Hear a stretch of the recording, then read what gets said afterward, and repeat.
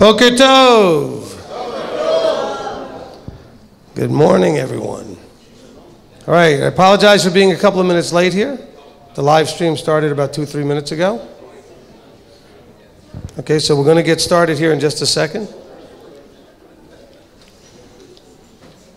Yeah, about 4 minutes ago. If you have a phone, you may want to go ahead and turn that to silent. I'm going to do that with mine.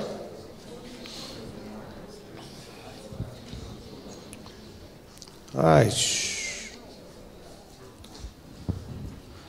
Okay, so I want to say something, but I want to be taken correctly, not in a judging way, but in an awesome sort of, feeling good about yourself way. When you know that there's something on the schedule where you could study the Word and we're going to be dealing with these things, and you know that there's a lot more people in the camp than are in the room, don't judge them for not being here, but feel good that you're here. Do you understand? Because look at how many empty seats there are. Okay? Because you took, made the time to make sure to be on time and in where you need to be so we could study the Word. Good job. Good job. Now, you don't know why the others are not here. They may have very, critically important reasons, but just that you're glad you're here, that's good. Amen? Okay, a couple of quick things on the announcements. We still need, for the children's program, we need a couple of adults to be sort of teacher assistants, okay, doing some assisting with the program.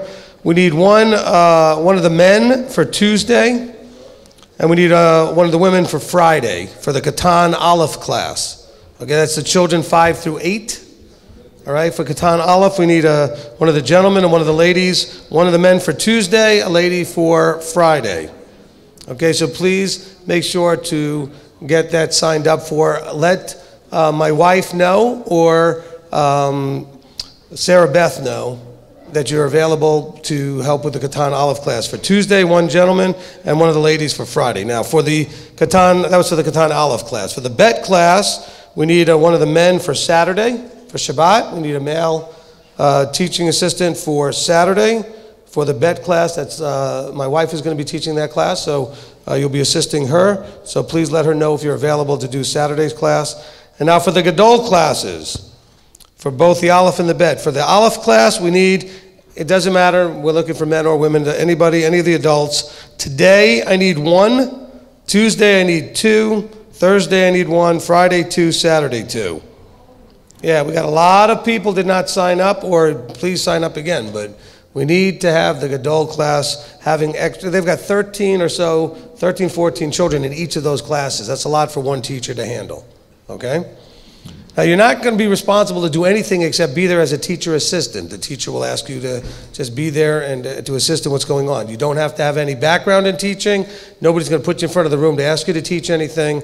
You're simply going to be an extra set of hands, an extra set of eyes, and participating as an adult in the room. Okay, so I need for the Aleph class 1 today, 2 Tuesday, 1 Thursday, 2 Friday, 2 Shabbat on Saturday. Okay, Gadol Bet, I need 1 for Friday, 1 for Saturday. Okay, so we need to get these things filled. We need to take care of our children, make sure that they're provided for and that they're having the right environment. See, having adults in the room, they tend to behave more appropriately. Okay, so we want to make sure we have that taken care of. Okay, if you're not sure, I'm going to leave this list up here on the table. And so you can see what we're looking for in terms of signups. Okay, a couple of other things real quickly on the announcements.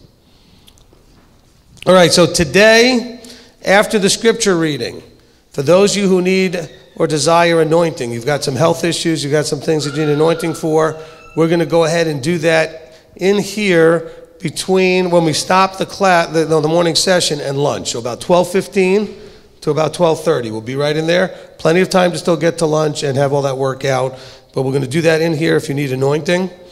And then after lunch at 2 o'clock, okay, because the class starts at 2:30. So at 2 o'clock, we'll meet in here for all of you that would either like to learn about or participate in the Pidyon Haben, the redeeming of the firstborn.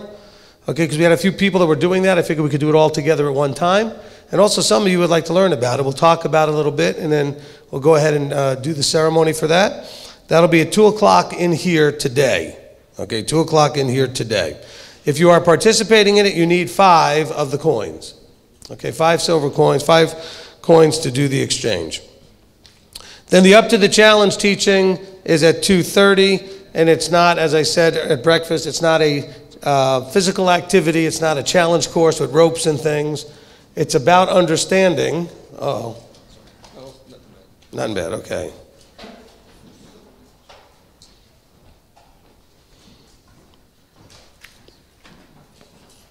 Okay.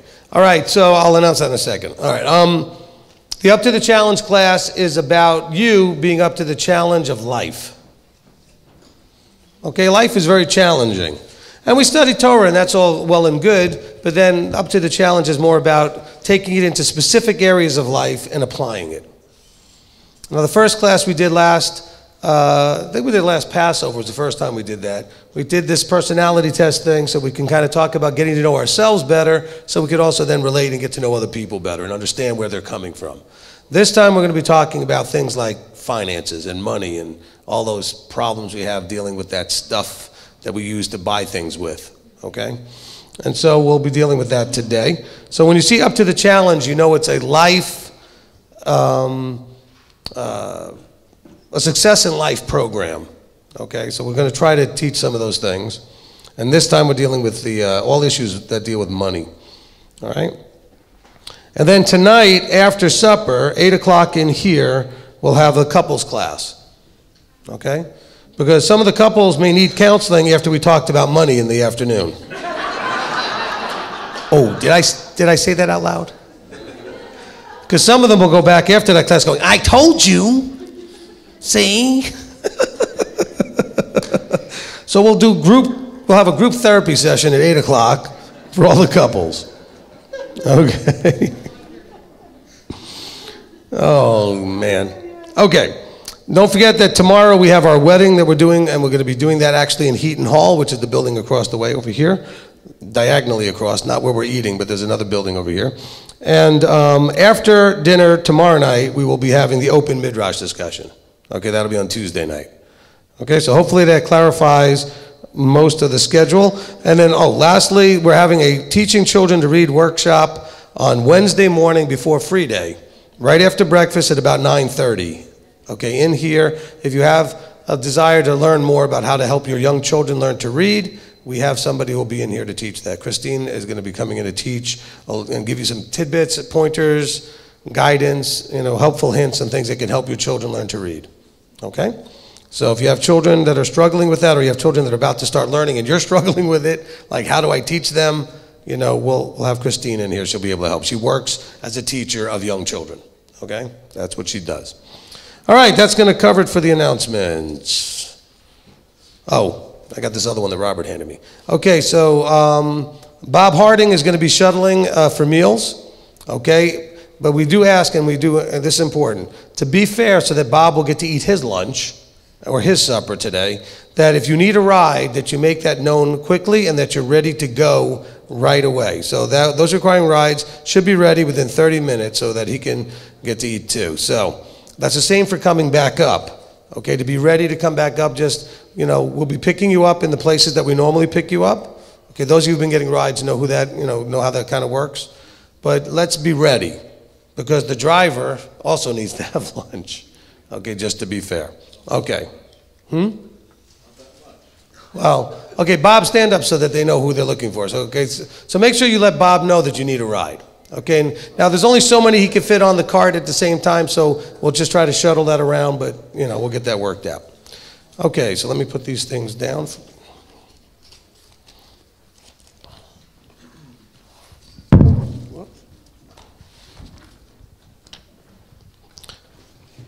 I don't have, hold on, I'll be back.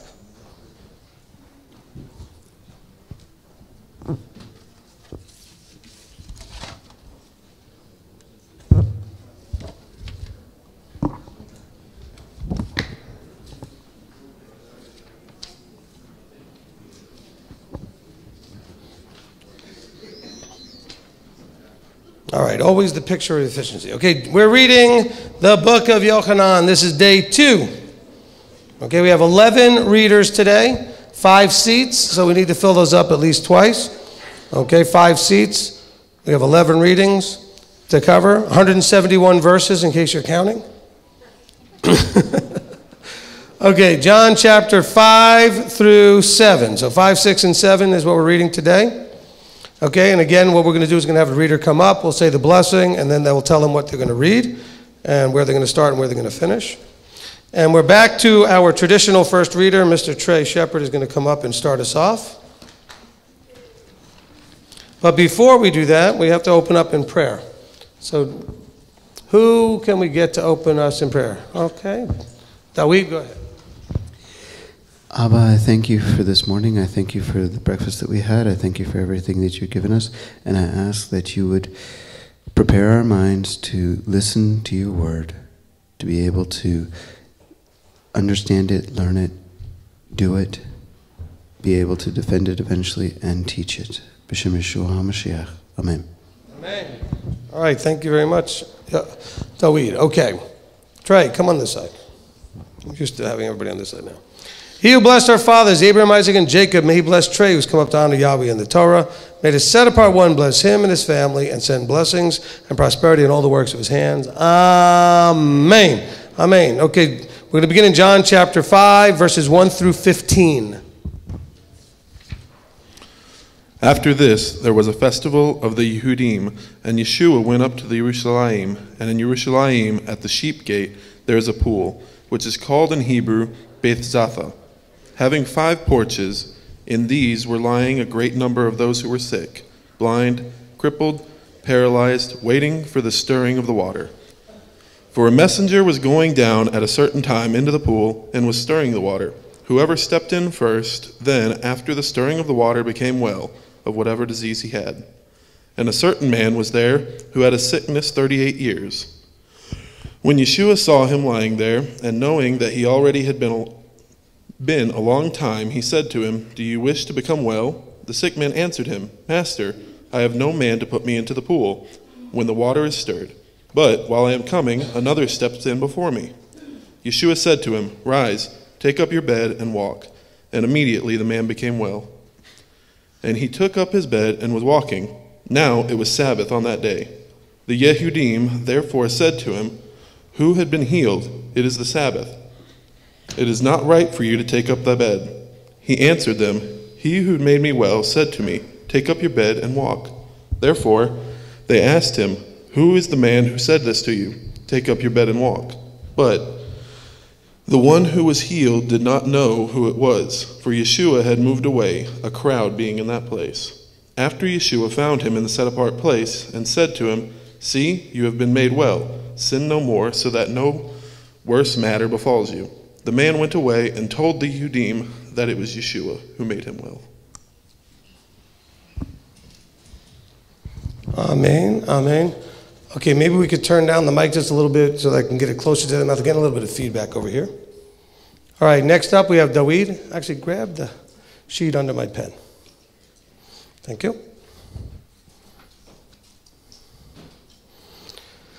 All right, he who blessed our fathers, Abraham, Isaac, and Jacob, may he bless Dawid, who's come up to honor Yahweh in the Torah. May the set-apart one bless him and his family and send blessing and prosperity in all the works of his hands.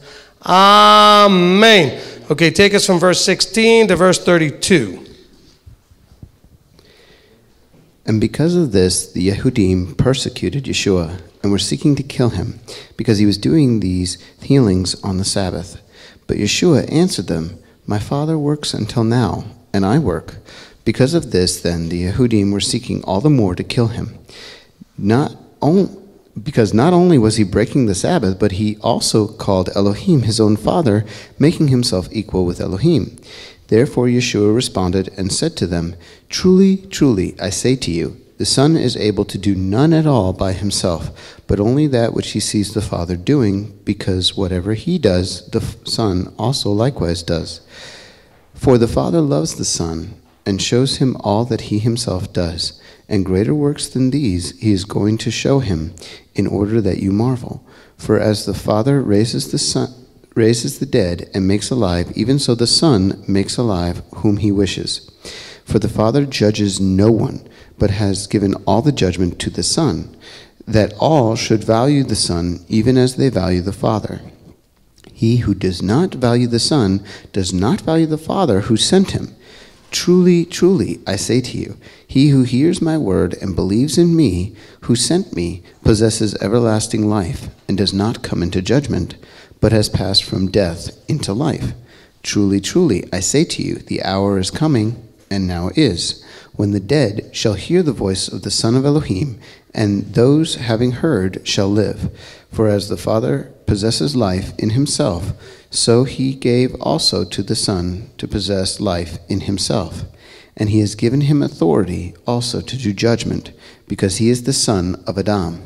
Do not marvel at this, because the hour is coming in which all those in the tombs shall hear his voice, and shall come forth, those who have done good to the resurrection of life, and those who have practiced evil matters to a resurrection of judgment. Of myself I am unable to do any matter. As I hear, I judge, and my judgment is righteous, because I do not seek my own desire, but the desire of the Father who sent me. If I bear witness of myself, my witness is not true. There is another who bears witness of me, and I know that the witness which he witnesses of me is true. Amen, amen. Okay, thank you, Dawid. Okay, next up we have Wayne. He who blessed our fathers Abraham, Isaac, and Jacob, may he bless Wayne, who's come up down to Yahweh in the Torah. May the set-apart one bless him and his family, and send blessing and prosperity on all the works of his hands. Amen. Okay, Wayne's going to take us now from verse 33 to the end of chapter 5.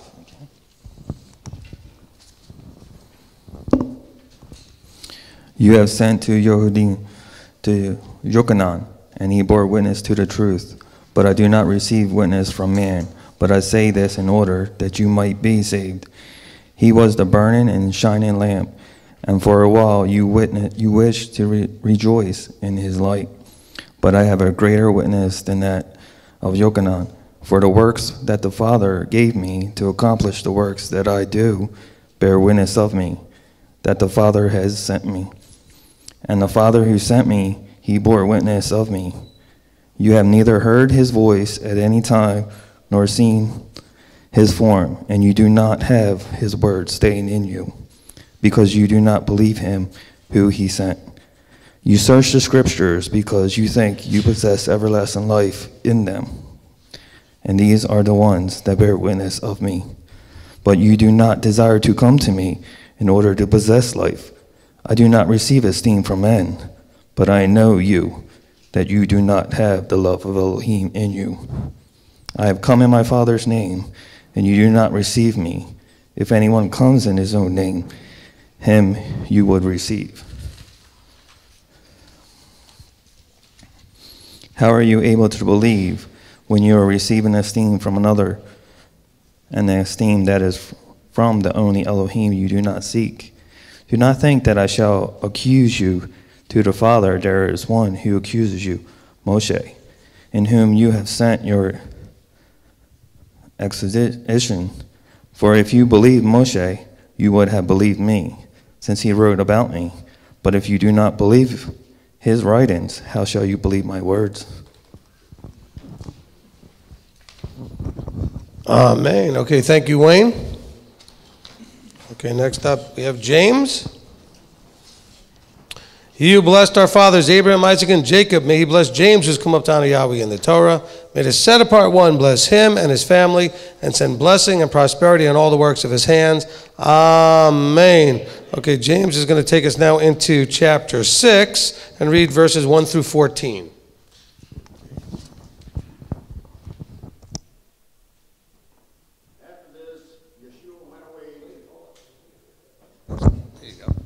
After this, Yeshua went away to the other side of the Sea of Galilee. This is Lake Kinnereth, and a large crowd was following him because they saw his signs which he did on those who were sick. And Yeshua went up on the mountain, and there he sat down with his taught ones. And Pesach was near, and festival of the Yehudim. Then Yeshua, lifting up his eyes and seeing a large crowd coming towards him, said to Philip, "Where shall we buy bread for them to eat?" And this he said, trying them, for himself knew what he would do. Philip answered him, 200 denarii worth of bread is not sufficient for them, for every one of them to receive a little. One of his taught ones, Andrew, the brother of Shimon Kepha, said to him, here is a boy who has 5 barley loaves and 2 fishes, but what are these for so many? And Yeshua said, make the people sit down. Now there was much grass in the place, and the men, numbering about 5,000, sat down. And Yeshua took the loaves, having given thanks, he distributed them to the taught ones, and the taught ones to those sitting down. And the same with the fish, as much as they wished. And when they were filled, he said to his taught ones, gather the broken pieces that are left over, so that none gets wasted. So they gathered them and filled 12 baskets with broken pieces of the 5 barley loaves which were left over by those who had eaten. Then the men, having seen the sign that Yeshua did, said, this is truly the prophet who is coming to the world. Amen. Amen. Thank you, James. Okay, next up we have Nate. He who blessed our fathers, Abraham, Isaac, and Jacob, may he bless Nate, who's come up to honor Yahweh in the Torah. May the set-apart one bless him and his family, and send blessing and prosperity in all the works of his hands. Amen. Okay, chapter 6, verses 15 to 29.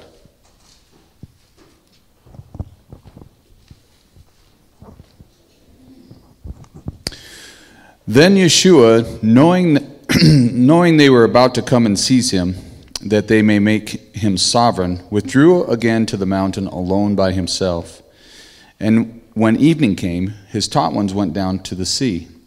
And entering into the boat, they were going over the sea toward Capernaum. And it had already become dark, and Yeshua had not yet come to them. And the sea was rising because a great wind was blowing. When they had rowed about 25 or 30 stadia, they saw Yeshua walking on the sea and coming near the boat, and they were afraid. And he said to them, it is I, do not be afraid. They wished therefore to take him into the boat, and at once the boat was at the land where they were going. On the next day, the crowd that was standing on the other side of the sea saw that there was no other boat there except that one into which his taught ones had entered in, and that Yeshua had not entered the boat with his taught ones, but his taught ones went away alone. But other boats came from Kinnereth, near the place where they ate bread after the master had given thanks. Therefore, when the crowd saw that Yeshua was not there, nor his taught ones, they themselves also entered into the boats and came to Capernaum, seeking Yeshua. And having found him on the other side of the sea, they asked him, Rabbi, when did you come here? Yeshua answered them and said, truly, truly, I say to you, you seek me, not because you saw signs, but because you ate the loaves and were satisfied. Do not labor for the food that is perishing, but for the food that is remaining to everlasting life, which the Son of Adam shall give you, for the Father Elohim has set his seal on him. So they said to him, what should we do to work the works of Elohim? Yeshua answered and said to them, this is the work of Elohim, that you believe in him whom he sent.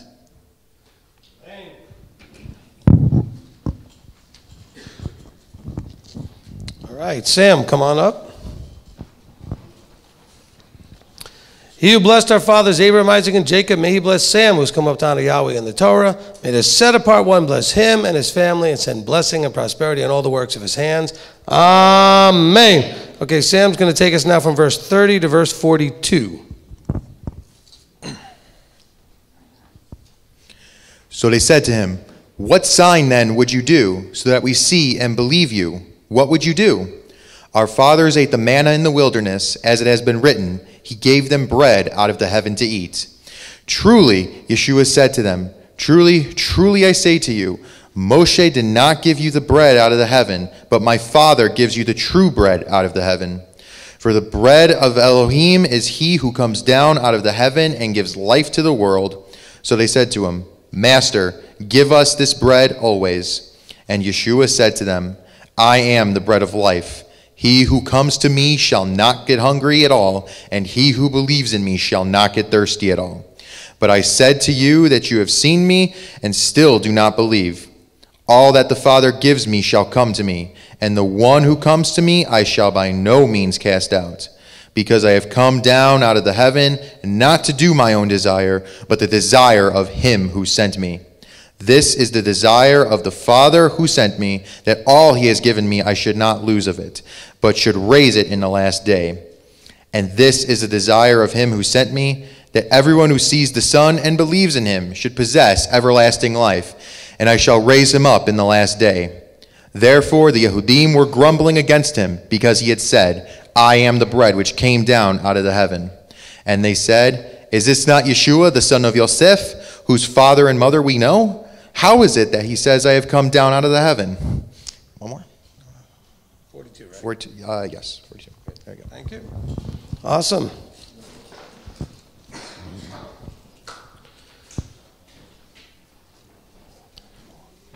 So I've got 2 more seats that need to be filled, I think. If I get this correct. So I got 1, 2, 3, and 2 more. So I need 2 more seats filled.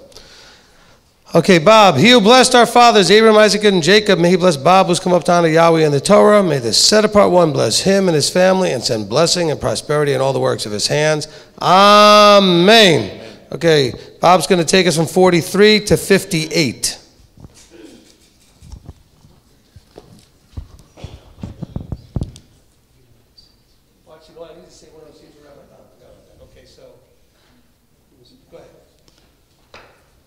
Then Yeshua answered and said to them, Do not grumble with one another.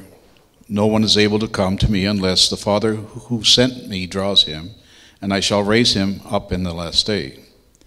It has been written in prophets, and they shall all be taught by Yeshua. Everyone then who has heard from the Father and learned comes to me. Not that anyone has seen the Father except he who is from Elohim.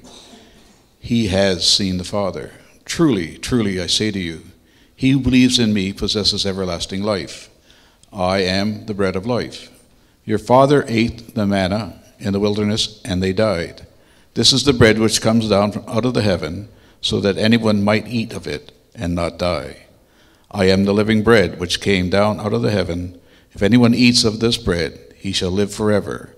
And indeed, the bread that I shall give is my flesh, which I shall give for life in the world.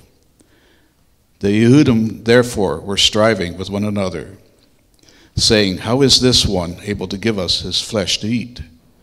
Yeshua therefore said to them, Truly, truly I say to you, unless you eat the flesh of the son of Adam and drink his blood, you possess no life in yourselves.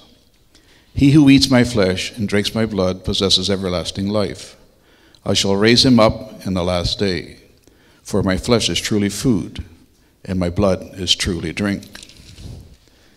He who eats of my flesh and drinks of my blood stays in me, and I in him. And as the living Father sent me, I live because of the Father. So he who feeds on me shall live because of me. This is the bread which came down out of the heaven, not as your fathers ate the manna and died. He who eats this bread shall live forever. Thank you. Great. Thank you. I'm going to have you. Okay, Rabbi Tom, let me come all the way over to you.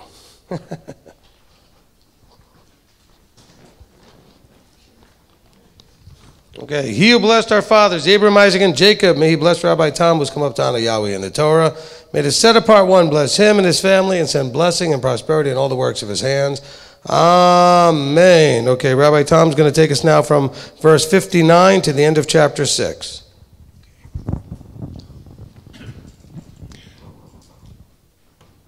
He said this in a congregation, teaching in Capharnaum. Therefore many of his taught ones, having heard, said, This word is hard, who is able to hear it? But Yeshua, knowing within himself that his taught ones were grumbling about this, said to them, Does this make you stumble? What if you see the son of Adam going up where he was before? It is the Spirit that gives life. The flesh does not profit at all. The words that I speak to you are spirit and are life. But there are some of you who do not believe. For Yeshua knew from the beginning who they were who did not believe and who would deliver him up. And he said, because of this I have said to you that no one is able to come to me unless it has been given him by my Father. From then on, many of his taught ones withdrew and were not walking with him anymore. Yeshua therefore said to the 12, do you also wish to go away? Then Shimon Kepha answered him, Master, to whom shall we go? You possess the words of everlasting life. And we have believed and we know that you are the Messiah, the Son of the living Elohim. Yeshua answered them, have I not chosen you, the 12, and one of you is a devil? He was now speaking of Yehuda from Kiliot, the son of Shimon, for he, one of the 12, was about to deliver him up. Okay, thank you. Okay, so now my apologies for the confusion. I only have 3 more readers. Okay, we'll skip over to Amy. Okay. Amy, come on up. I'm not Amy, this Amy. You got both Amy's sitting next to each other. Messing me up here. I have 2 Amy's. Well, watch the, this mat here can be dangerous. Okay. He who blessed our fathers, Abraham, Isaac, and Jacob, may he bless Amy, who's come up to honor Yahweh and the Torah. May the set apart one bless her and her family, and send blessing and prosperity in all the works of her hands. Amen. Amen. So Amy's going to now take us into chapter 7 and read verses 1 through 18. And after this, Yeshua was walking in Gilead, for he did not wish to walk in Yehuda, because the Yehudim were seeking to kill him. And the festival of the Yehudim was near the festival of Sukkot. So his brothers said to him, get away from here and go into Yehuda, so that your taught ones also seek the works that you are doing. For no one acts in secret, while he himself seeks to be known openly. If you do these works, show yourself to the world. For even his brothers did not believe in him. Yeshua therefore said to them, my time has not yet come, but your time is always ready. It is impossible for the world to hate you, but it hates me because I bear witness of it, that its works are wicked. You go up to this festival. I am not yet going up to this festival, for my time has not yet been filled. And having said this to them, he stayed in Galilee. But when his brothers had gone up to the festival, then he also went up, not openly, but as it were in secret. The Yehudim therefore were seeking him at the festival, and said, where is he? And there was much grumbling about him among the crowd. Some were saying, he is good, but others were saying, no, but he is leading the crowd astray. However, no one spoke openly of him for fear of the Yehudim. And about the middle of the festival, Yeshua went up into the set-apart place, and he was teaching. And the Yehudim were marveling, saying, how does this man know letters, not having learned? Yeshua answered them and said, my teaching is not mine, but his who sent me. If anyone desires to do his desire, he shall know concerning the teaching, whether it is from Elohim or whether I speak from myself. He who speaks from himself is seeking his own esteem, but he who seeks the esteem of the one who sent him is true, and no unrighteousness is in him. Amen. Thank you, Amy. Okay, David. Come around on this side. He who blessed our fathers, Abraham, Isaac, and Jacob, may he bless David, who's come up to honor Yahweh and the Torah. May the set-apart one bless him and his family, and send blessing and prosperity on all the works of his hands. Amen. Okay, David's going to read verse 19 through 36.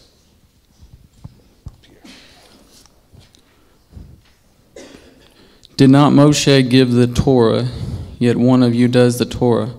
Why do you seek to kill me?" The crowd answered and said, "You have a demon who seeks to kill you." Yeshua answered and said to them, "I did one work, and you all marvel. Because of this, Moshe has given you the circumcision, though it is not from Moshe, but from the fathers, and you circumcise a man on the Sabbath. If a man receives circumcision on the Sabbath, so that the Torah of Moshe should not be broken, and you wroth with me because I made a man entirely well on the Sabbath, do not judge according to appearance, but judge with righteous judgment.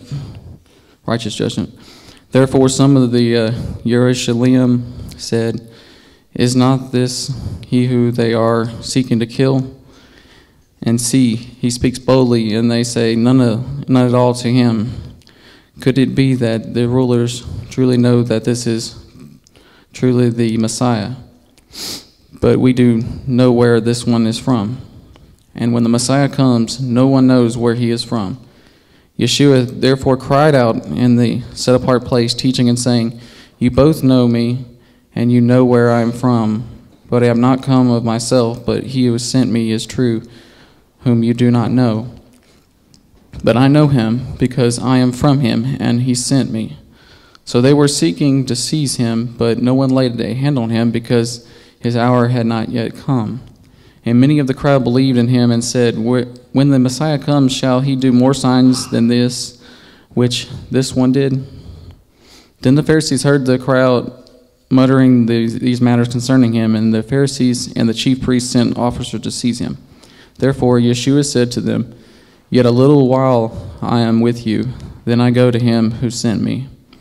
You shall seek me, and you shall not find me, and where you are unable to come." The Yehudim therefore said to themselves, "Where is he about to go that we shall not find him? Is he about to go to the dispersion among the Greeks and teach the Greeks? What is this word which he said, 'You shall seek me, and you shall not find me, and where I am, you are not able to come'?" All right, Josh, come up, final reader. He who blessed our fathers, Abraham, Isaac, and Jacob, may he bless Josh, who's come up to honor Yahweh and the Torah. May the set-apart one bless him and his family, and send blessing and prosperity in all the works of his hands. Amen. Amen. Okay, Josh is going to complete the readings. He's our final reader today. He's going to take us from verse 37 to the end of chapter 7.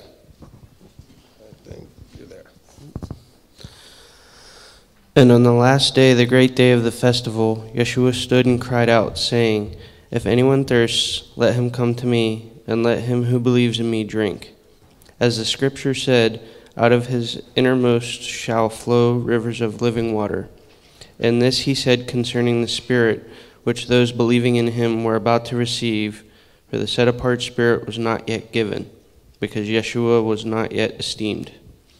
Many from the crowd, when they heard the word, then said, "This truly is the prophet." Others said, "This is the Messiah." But others said, "Does the Messiah then come out of Galilee? Did not the scripture say that the Messiah comes from the seed of David, and from the village of Bethlehem, where David was?" So a division came about among the people because of him. And some of them wished to take him, but no one laid hands on him. The officers therefore came to the chief priests and Pharisees, and they said to them, "Why did you not bring him?"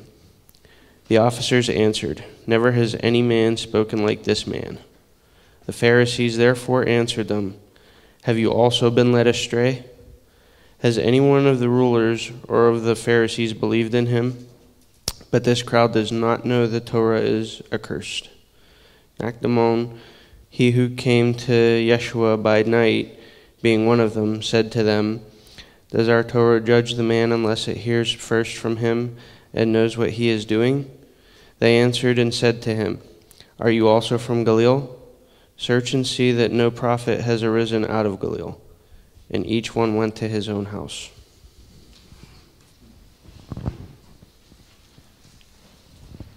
Amen.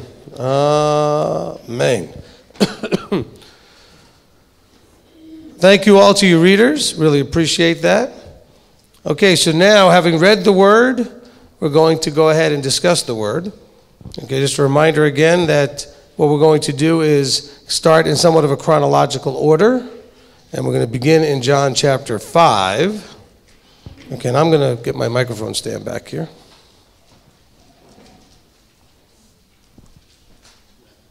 Yeah. Oh, you guys, yeah, if you want to bring the headset back, you're going to bring two mics around.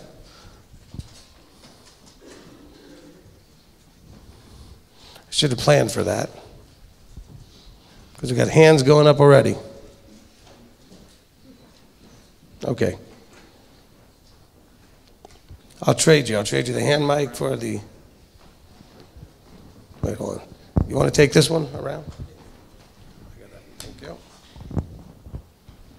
Oops, sorry.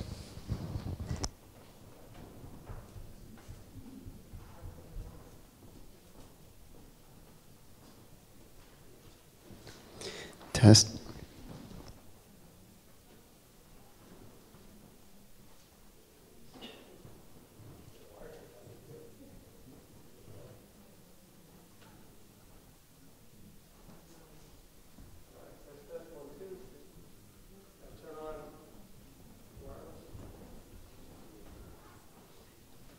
It's live. Be careful. Okay, there we go. There we go. Okay. I don't need this then. Okay, so we are going to begin in chapter 5 as best we can here. And I think that's a little loud probably on the wireless. Just bring that down a little bit because I'm talking really quiet just to make sure. And I'm probably going to get a good head of steam going at some point here. All right, that's better. Okay, so we're going to begin in chapter 5. We'll try to keep this chronological. It doesn't have to stay that way. If anybody has a comment or question and you feel like you'd like to chime in on that comment or question, you're welcome to raise your hand, and then we'll allow the discussion to go. I will be here to moderate that and fill in any gaps I feel need to be filled in. Okay, we're going to begin with Christine. Go ahead. We'll attach this. Thank you. So this pool at Bethsaida with the 5 porches, can you help me understand what, I guess, this picture is all about? It seems like such an awkward thing for them to go into a pool of water to be healed. Yeah, no, actually I can't answer that question. Okay, because, see, this thing going on with the pool is not a piece of Torah, and so I don't have a lot of good information for you for things that are historical, cultural, and traditional. And so actually, that wasn't a wise guy. I just really don't have a good answer for you on that one, okay? But it's a good question. But if somebody else has a good answer about the pool of Bethsaida, you're welcome to go ahead and raise your hand and fill in. Nate? I was contemplating that actually while Yeshua didn't tell him to go into the pool. No. He didn't tell him. So I'm imagining how it is today where we see all around us these, whether you're in Hinduism or all these other places, they do miracles. Mm-hmm. Lots of different miracles. But we know that it may not be the Father. And as we've learned from Rabbi, it's miracles that strengthen belief. Right. So is it possible that Yeshua was saying, don't worry about that pool. It's it's me and my Father who give life. Absolutely. Yep, there's a lot of things around you, but pay attention to me. That was good. Very good. Appreciate that. Christine wants to ask another question. So then, if this gentleman being crippled, he was trying to, I guess, have faith in the wrong thing and going into this pool, and then I guess Yeshua was so merciful and said, hey, I am the way. I'm here to help you. So it's just amazing that he was, I guess, walking perhaps a wrong path, and Yeshua was so merciful to say, hey, here I am. Well, we don't really know what his path was. We do know that he may be just looking to the wrong source for the healing. And Yeshua was walking around saying there is a different path, a different way. David? I have heard, I'm not entirely sure if this is accurate, but I have heard that the pool of Siloam, or the Bethsaida in this case, was also used in connection with the sacrifices of the temple to a certain extent. And because of that, it may have had some of the blessings from the Torah, one of those blessings being healing, attached to it. And just simply because his legs were lame and he couldn't get in before anyone else, that might have been one of the reasons why Yeshua had mercy on him and healed him. Absolutely. So it's not necessarily because he was going to a quote-unquote wrong source, necessarily. Well, what he was also showing, let's kind of take the whole thing. He was saying, look, you don't need to be quick and fast and be the first one in the water. All you need to do is come to me. Okay, so the process was wrong. He didn't know that there was. But see, it wasn't that he was doing something wrong. He just didn't know there was a different, easier, more direct path to doing this. That you didn't have to just be that one lucky lottery winner that got to be the first one in the water. Okay? Okay, where's the mic on this side? James? I've got two questions. The first one is John 5:25. Okay. It's speaking, I guess, in future tense. Truly, truly, I say to you, the hour is coming, and now is. Can you explain now is? Okay. So what we're dealing with Yeshua is that, and is always done in these Hebraic things, is that we have not an either or, but an also. Okay, and there's also the levels of understanding. So when he says the dead, when the dead shall hear the voice, okay, so we have people that are dead, but they're alive, if you know what I'm saying. They're dead in spirit, they're dead in their walk, they're dead in their understanding, but yet they've got a pulse, they're not in the ground. And so, remember, he came to do what? Seek and save that which was lost. We taught that that's mostly talking about the dispersed, lost Israelites, that in the process of getting the Israelites, he would also then get the word out to everybody as well, right? And so when he says, truly, truly, I say to you, the hour is coming, and now is, when the dead shall hear the voice of the Son of Elohim, and those having heard shall live. Now remember, this is right near the beginning of his ministry, and he's teaching big crowds of people. He says, and now is the time where these people who were dead, remember we read in like Ephesians and other places, dead in their trespasses. Okay, you were dead in your trespasses. So he's using that same analogy here, and so Paul uses similar analogies in his writings. So he says, now is the time when those that are dead shall hear. He didn't say shall rise, he says shall hear. And those having heard shall live. Does that answer the question? Yes, it does. Okay, good. The second one is... bring the mic back up to your mouth. The second one is on John 5:32 and 13. Turn it back off. It's good now. No, if the light's on, it means it's off. That's confusing, I know. It's just... That's complicated. I know. Okay, there you go. My question is on John 32 and 37. John 5:32 and 37? And the question I have is, who is the Father witnessing to?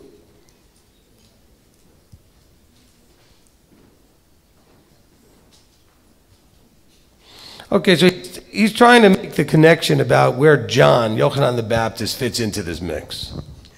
Okay?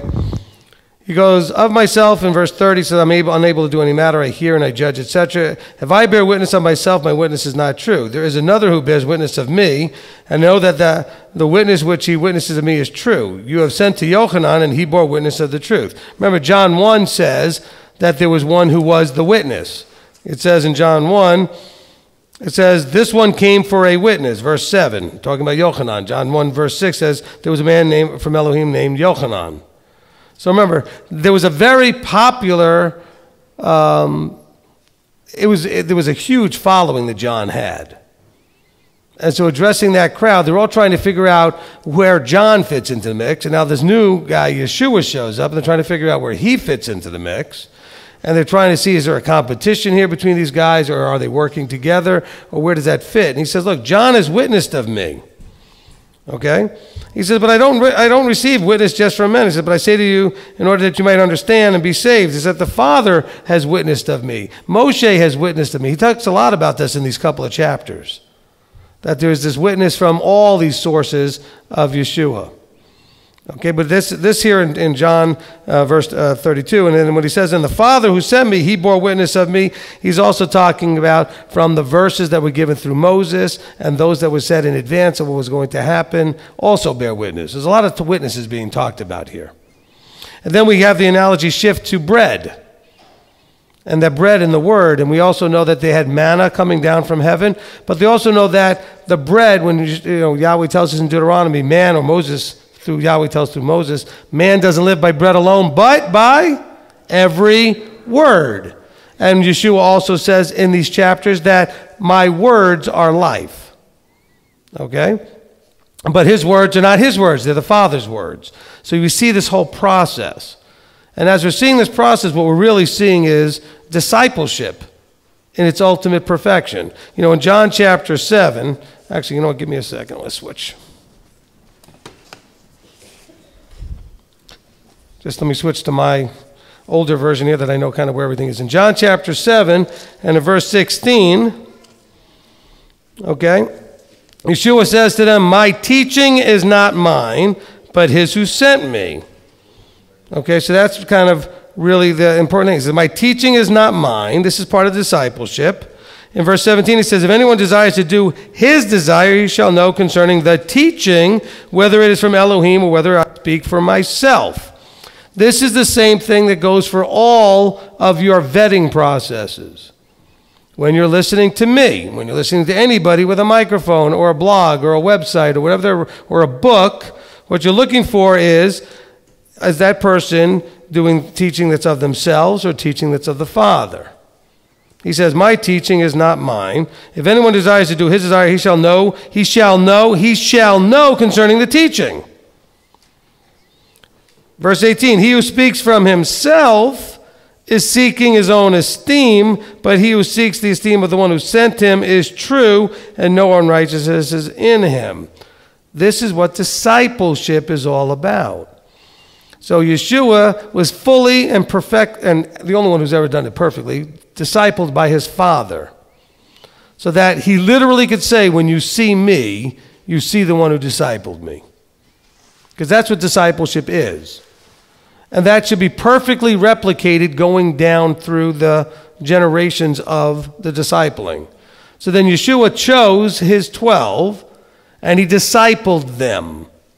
So that when people saw them, they should see him, and they should see then the Father. So you see up the chain of discipleship. Not so much the chain of command, but the chain of discipleship. And so, all of us know this experience when we see somebody who's related to somebody else, like a child of somebody, and we go, oh, well, we can see the apple doesn't fall far from the tree. Or we see them behaving a certain way and say, oh, I know who your parents are. Or, oh, hey, maybe it's a good thing to say, hey, she's just like you. He's just like you. Because we disciple our family members and our children by default. They're watching, they're learning, and they're imitating. But then there's discipleship by choice, where we actively disciple. And so here in chapter 7, these verses through verse 19, okay, now look at verse 19. He says, did not Moses give you the Torah? Not one of you does the Torah. Why do you seek to kill me? He says, okay, so he's saying this whole discipleship process was about the Torah. He says, I only do what my Father says. I then teach and you hear. And he says, if the teaching is mine or the teaching is of the Father. And he says, look, didn't Moses teach you that? Moses said what the Father, we have this kind of chain, the Father through the Son to Moses. Because if we understand that Yahweh is the one talking to Moses, and Yahweh would be the Son in that form, but here Yeshua just says, my teaching's not mine, so whatever he told Moses was as if it came directly from the Father. Okay? So when you're being discipled, you will need to find a teacher that when it comes from that teacher, it's like it's coming directly from Moses, from Yeshua, from the Father. Does that kind of make sense?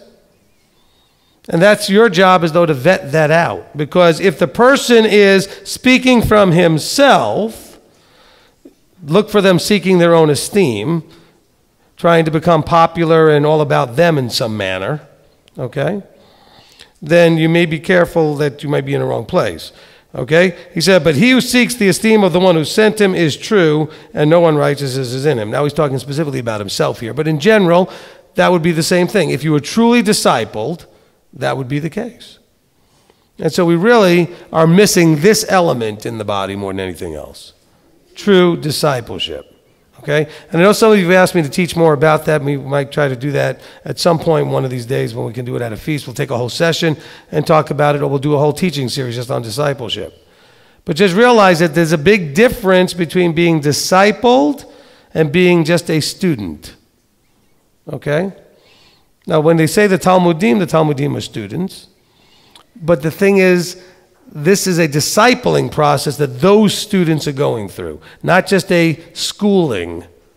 Okay? You can study books, you can take courses, and the people that put those out are your teachers, and that doesn't mean you're being discipled. Discipled is a relationship where you're trusting that person like clay in their hands.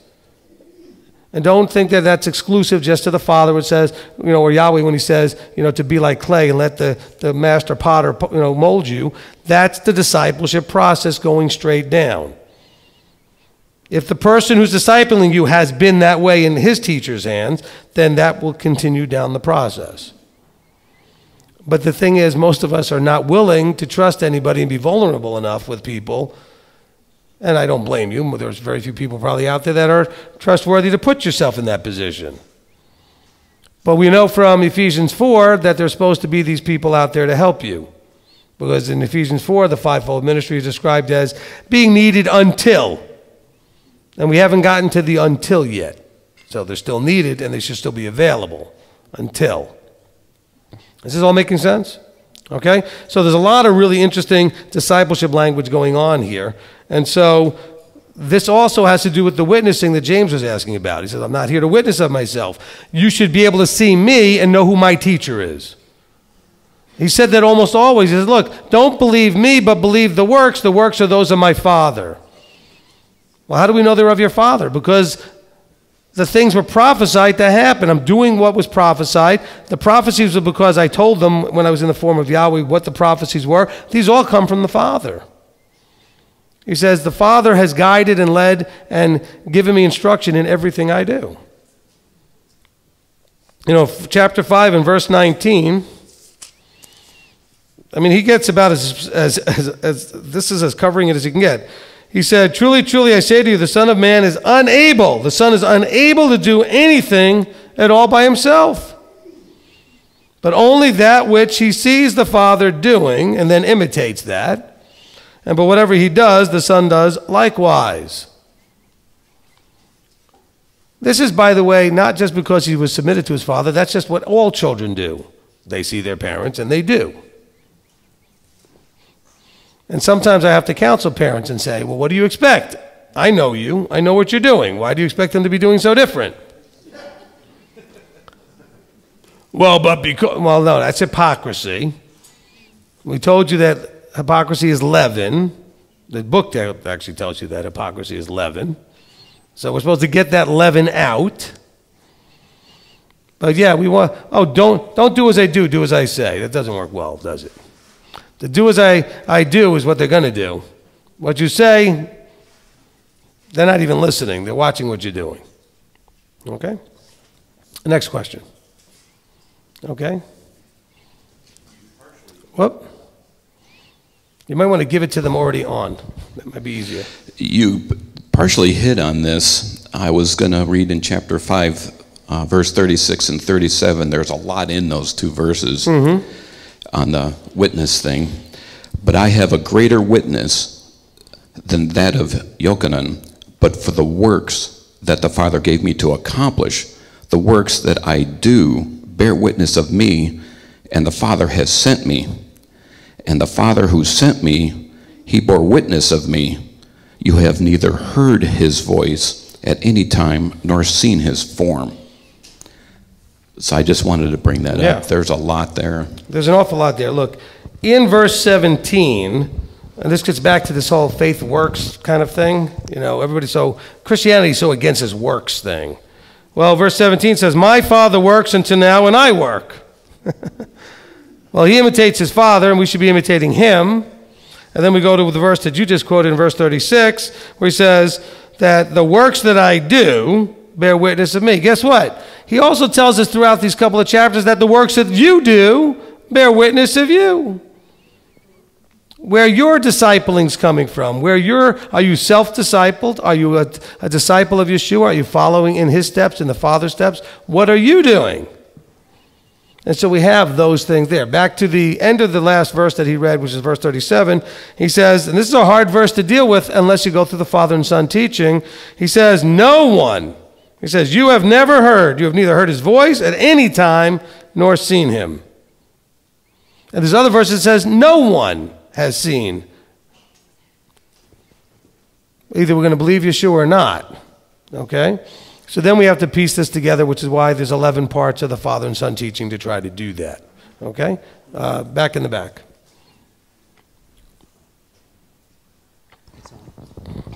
Okay, Candace? Okay, back on chapter 1, the man that couldn't get into the pool Chapter that 5, Yeshua healed. He didn't know who it was, but when Yeshua came back and talked to him, he never told Yeshua thank you. It reminds me of the story of the leopards. There were 10 leopards, and Yeshua healed all of them, and only one came back to give him praise and thanks. The lepers, yeah. And immediately this man went to the Yehudim to report who it was, which makes me wonder, since Yeshua told him, you're healed, go and sin no more. And yet, I wonder if he was offended by what Yeshua said, and so he right away, because he had to know that the Yehudim was going to persecute him, because they've been doing that all along. And so I just wonder what the motive of the man's heart was by going to the Yehudim. Well, I'm sorry, I can't say okay, it too that's good. okay. Depending on what was going on, you know, Yeshua said, go, when he healed the lepers, he says, go and do according to the law of Moses. What was the law of Moses? You had to go and show yourself to the priests. So going to the Yehudim, you know, was actually Torah instructed, depending on what was going on, to validate and verify that you had been healed, and etc., especially with leprosy, okay, or the tzara'at, okay, that they would have to go and have the priest look at it to identify the healing. Okay, so we don't really have the ability, and we should not be necessarily reading motive into people. That's kind of one of those instructions we have to be careful of with the judge not. Okay, judging the situation using judgment or discernment, you see what somebody's doing and you may decide you don't want to be involved in it, but when you judge, you're actually judging their motive. Okay, why are they doing it? Well, they're doing it because they're sinners and because they don't care. And that's where you get in trouble. Okay, when you start judging the motive, what's driving it. You don't know them. Even if you think you know them, you don't know them. And if you know somebody in public, trust me, you don't know them. Okay, because there's so much that they don't show you in public. We all hide a certain amount of what we are in public. And so we have to be real careful with that when we start to think we know people. Because this is something husbands and wives will do. You know, a wife will pick on the husband and say, well, how come you're not more like so-and-so? Well, you only know so-and-so in public. You have no idea what he's like at home. You only see what he puts out there. And let me tell you something. Some of you have had enough life experience to know there are some people out there that are really good at public. They're really good at putting on that public face. But then you've come to figure out that that didn't always match their private face. Okay? So let's be careful with that. All right, who's next? Okay. So on the subject of healing, yesterday there was the story in chapter 4 of healing through belief. Mm-hmm. And then today was take up your mat and walk. There's so much need for healing in the body today. Can you maybe give your thoughts or direction on how to better receive healing today? Okay, so remember that healing fits into the category, and Nate mentioned this earlier, healing fits into the category of what we would call signs and wonders. Signs and wonders are designed to build belief, to strengthen belief. That's why you see an awful lot of signs and wonders in other systems. I'm not even just talking about Christianity. I mean, lots of groups out there can claim lots of signs and wonders, all kinds of religious systems, because those that are behind those systems, whatever powers that are there, are trying to get you to believe.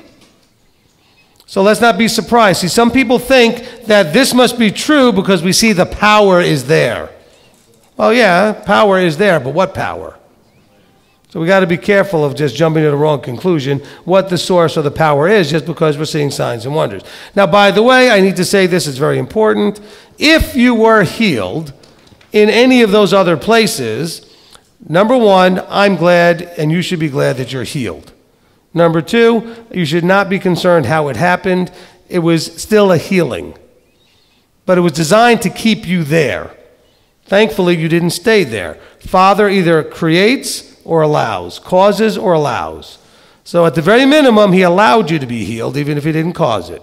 So just be happy, because some people get real upset and nervous that they got healed in maybe a wrong way from a wrong source. That doesn't taint you. If you were healed, guess what? You were healed. It doesn't matter how. What matters is, what did the healing do in terms of strengthening your beliefs in something? If it locked you in and caused you to think that where you were was right, when it wasn't, that's the problem. If you've broken free in your heart, in your mind, in your spirit from that, then the healing didn't do any damage, it just healed you. Okay? So let's be careful. Now the problem is, because the enemy is trying so hard to get us to follow systems that are not the truth, we see tons of signs and miracles happening in all those other systems. And people say, well, why don't we see that in this part of the body? Because he has already shown you truth, opened your eyes and opened your ears, and you shouldn't need signs and miracles. You should already trust the ones that are in the book. You shouldn't need them. How many times does Yeshua say, oh, you guys want signs and miracles? Is all you want signs and miracles? You want to see a sign? He calls them an adulterous generation. That's right. Because you don't have faith. And so when we're looking at these things and we see these things going on, sometimes the person came to him, not that they had to come to him, but there were those that saw what he was doing and said, we believe that you can give this healing. Other times he would heal somebody because in healing them it would make a point. Remember the one he found and needed healing, and they argued about, well, did he sin to cause the problem or did his parents sin? And Yeshua said, neither. He's just been waiting here all these years for me to show up so that I can do this sign so you can know I'm who I am. So that wasn't even for the person who was being healed. It was for everybody else around him. So does that answer the question? Okay, so when it comes to today, yes, there still are healings. Not all that often necessarily. Not in big, spectacular ways. Because he's wanting us to make choices with the brain he gave us.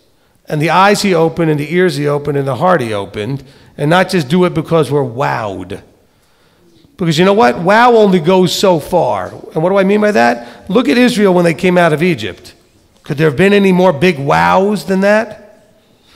What could be more wow than the signs and wonders of the plagues and the destruction of Egypt and the parting of the sea and all those things? The pillar of cloud, the pillar of fire. And did that ultimately convince anybody of anything? Not really. Because where they hadn't done the big change is in their head and in their heart. The few that did, I don't know, let's see, 2,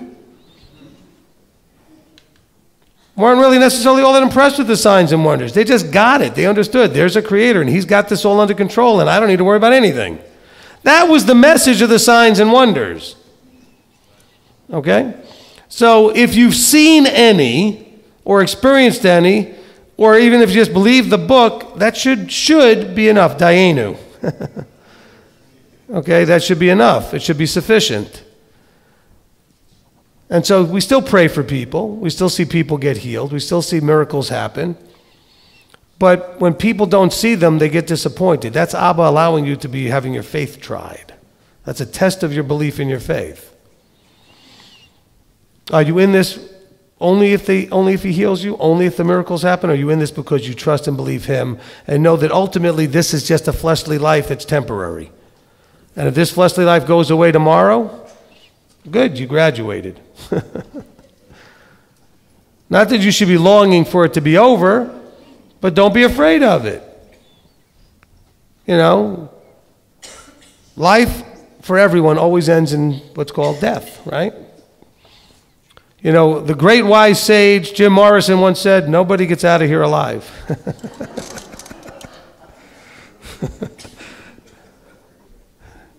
showing the generation I come from. Okay? But that's kind of like, so why do we get so upset? Why? Because we're afraid, we don't trust, we don't know what happens as our body breaks down. We're going into what we're going into, let me rephrase that. If what we're going into still is an unknown, we're afraid. But if your faith is strong, if your belief is strong, if you actually embrace and have confidence in what goes happen, in other words, how it goes, what's next, what's there to be afraid of? Why should we have fear? He says, I didn't give you the spirit of fear, but of sound mind. But that sound mind only comes in your faith, embracing what he says. You don't embrace it, you still have fear. This entire book is simply the battle between fear and doubt against trust and belief. That's it. That's the whole book. And the signs and wonders part is just a small part of how he tests that or stimulates that or sparks that to see where you're at. Just like trials do, miracles do too. Because if he does the sign and wonder, he may want to see what you do with that and if it actually motivates you. And it may not. And if it doesn't, he's learning about things. But also I think we may want to ask ourselves, if he gives me the healing and does the signs and wonders, am I going to change any? Am I going to be more motivated? Is it going to spark a more serious attitude towards my walk? Maybe he's not healing some of you because he knows it won't happen. He knows you're just going to be happy you're healed and keep doing whatever you're doing. So what will be the purpose of the healing? I don't know why you get healed and why you don't. I'm just throwing some things out there. So please don't think if you're not healed, it's because you have a lack of faith, a lack of this. It just may be that he knows he has his reasons. Because see, if just praying and asking for healing would heal everybody, then why wouldn't everybody just go get healed? So since he doesn't heal everybody all the time in every situation, by the way, there's a lot of people Yeshua walked by he didn't heal. Okay? He healed a lot of people. Didn't heal everybody. He probably passed hundreds and hundreds of people every day that could use healing that didn't get healing. And so we have to understand. Now, he did a lot of it because he was relaunching this renewing and rebirthing of the covenant. He was getting this excitement stirred up to bring Israel back together, to go seek the lost sheep, all of these things that were happening, and to establish that the Father sent him.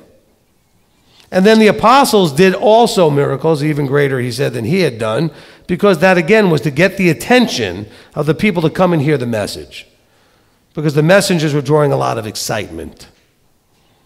Today, we have something they didn't have. We have a whole book available 24/7 on our phones, in paper, in any kind of form we want. We have access to the information they didn't have. Remember, all those things were written on scrolls and really only accessed through churches or synagogues. People didn't have a lot of these in their homes. Very few. So they didn't have the ease of access. So we have so much more going on that they didn't have. Where they had things also that we didn't have. They had Yeshua right there. And then he said things like, well, when the bridegroom is with you, certain things are different than when the bridegroom is not with you. Yeshua says that in some of the verses.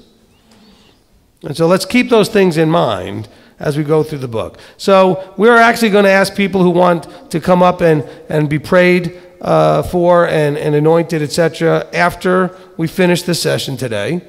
And we will anoint with oil. And we will do so in full expectation that they will be healed, knowing full well that some of them might not.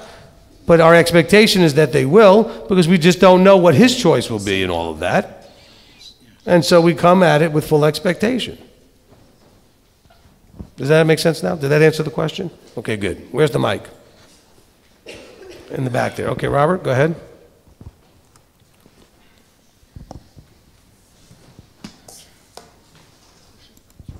All right, from Stephen McDonald in Liverpool. Is there a connection between the man being lame for 38 years in the reference to, or with the reference to 38 years by Moshe in Deuteronomy chapter 2 concerning the time wandering in the wilderness? I've never even really looked at that, so I would not have a good answer for that. I'd have to really go look at it. Is that anything else over there? Okay, then back on this side. I have chapter 6 after. Okay. Just touching back on what you were discussing, the signs and the wonders of strengthening our belief. I think as we are learning to eat the meat that Abba is giving through Rabbi, that we've come to this place where for me to understand this, I was like, I know this stuff. He's putting it in order for me so that I can walk it out more clearly and express it more clearly. And how many of you have heard of the Greater Exodus? Few people. So maybe there will be this big thing where Yahweh splits the sea or whatever, but think about it for a minute. What were the things that were going on during the Exodus? They needed signs and wonders to follow. Yeshua gave us some signs and wonders. Now, as Rabbi was saying, we have a whole book of signs and wonders. We shouldn't be worrying about miracles to strengthen belief anymore, but to give honor and glory to the one, because we've already got our belief is there. We trust wholly in what his word says, what Yeshua says. So could it be that as we follow after our king, that the greater exodus is that we don't need to have all of that? We follow because of our belief, because of our faith, because of who we trust and believe in from the beginning to the end without all of that. Just a thought. Amen. Amen. Well said. And actually, Yeshua says it kind of like this in verse 24 of chapter 5.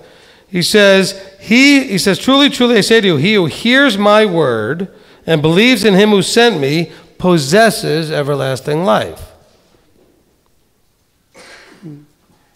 It doesn't say that you have to experience the miracles or done these other things, but you have to basically hear the word and believe in the one who sent. And so how do you show that you believe in the one who sent and that you've heard the word? By doing it. Okay? Do we really believe that the Israelites were by a sea and it was parted and they walked through on dry land? Do you really believe that there was a flood and Yahweh provided Noah with an ark and had Noah build an ark and that he saved them? Do we really believe, and we can keep going miracle after miracle after miracle after miracle? Do you believe it? We read it. Is it just stories to you? See, my job and my role in this, kind of as Nate was pointing at, is not to share with you what you can already read, but he's given me this talent with puzzles. I'm like a puzzle guy. And I love to do every type of puzzle you can think of, jigsaw puzzles, word puzzles, mind puzzles, doesn't matter. This is the greatest puzzle of all time. I spend all of my time in this now, because to understand what he's trying to say, we have to connect the different pieces, the verses together. Just because the information is there doesn't mean you automatically piece it together correctly. You miss that there's something said here. Oh, wow, that's connected to what's said here. Now, some of the people are asking questions about even things I didn't even think to look at those pieces of the puzzle yet. And that's great. I'll have to go back and look at those pieces. I mean, there's only 66 books here, 66 books, lots of chapters, lots of words, lots of pieces of the puzzle. This is the world's biggest puzzle, okay? If you think of every verse as a piece, it's a big puzzle, all right? We read 171 verses just in these 3 chapters. So just imagine how many pieces are in this puzzle, okay? And so that's what we're doing here. Where's the mic? Okay, Candace? Yeah, I want to go back to what you were saying about healing. I think sometimes Abba uses healing, like in my life, for instance. I don't know about anybody else, but for my life, I feel like the reason I have not been healed is because he's using my pain to help me grow up. Amen.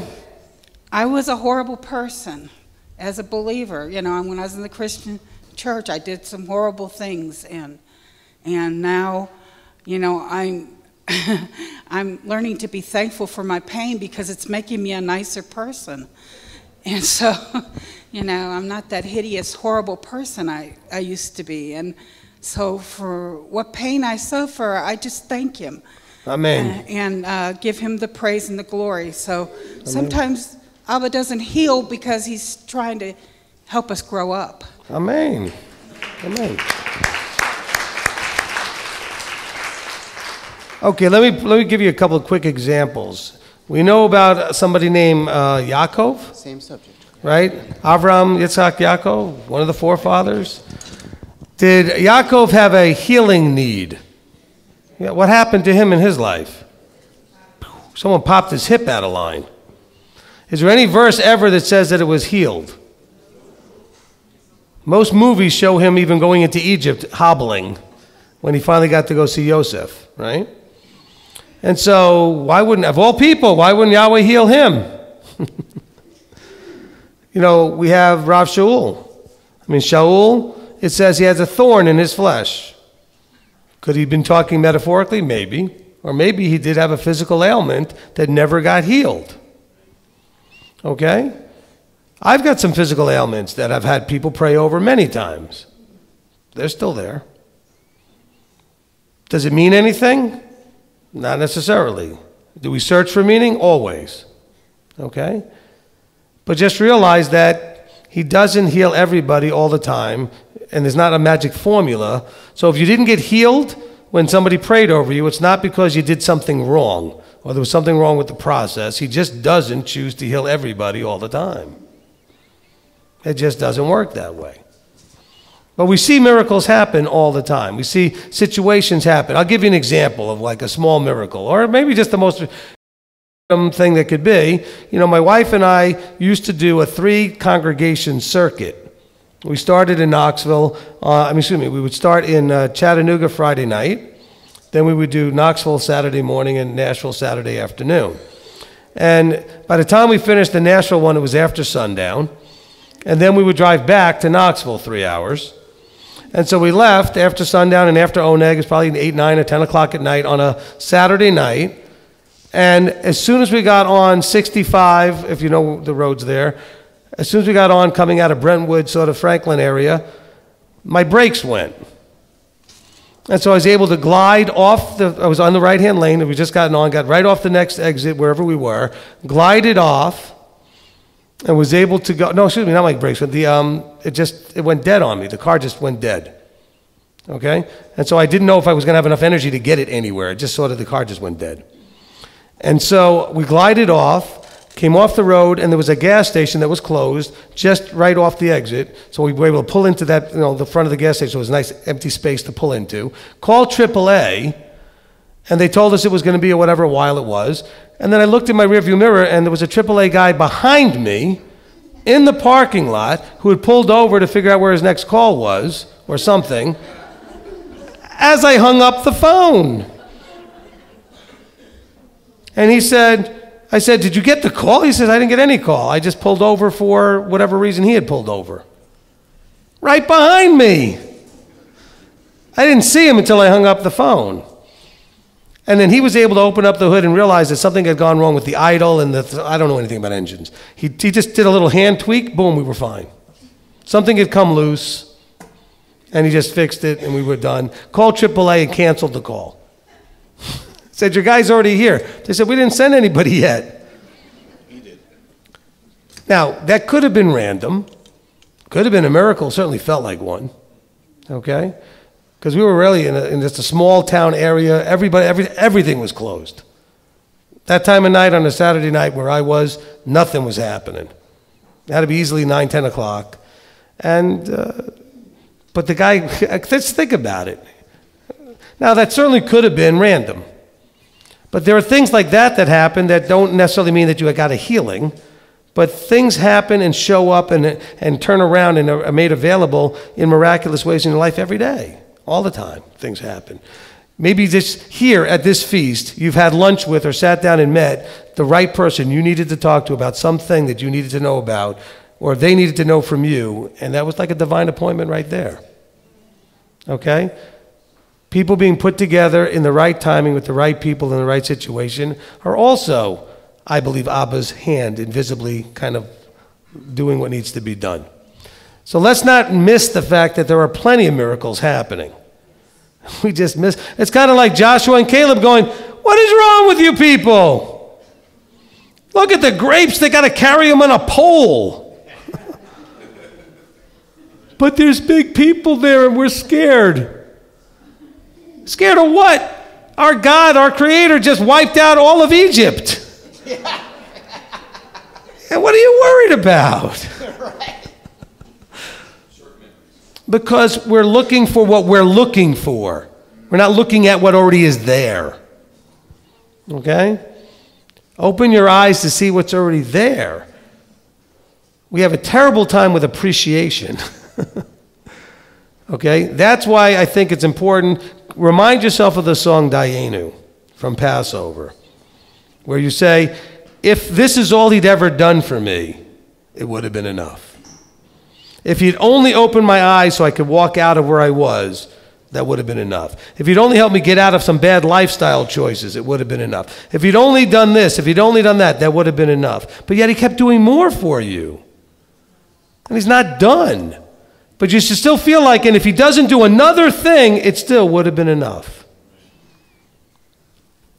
But the problem is, if you're still not healed in a physical thing, you feel like, well, yeah, but I don't care about all that stuff. I'm still sick, or I'm still have cancer, or I still have an injury that won't go away, or I still have pain. But look at what he's already done for you. I mean, here's a woman that's in a lot of pain, and she said, but he's changed me from this horrible person I was, that's her words, right, into a person that's now much nicer. And he's used this pain to do that. What is that worth? Okay? Because now I'm sure she has a whole lot more people that like her. Because if you were a horrible person, you probably didn't have a lot of people liking you. And a lot of us were those people.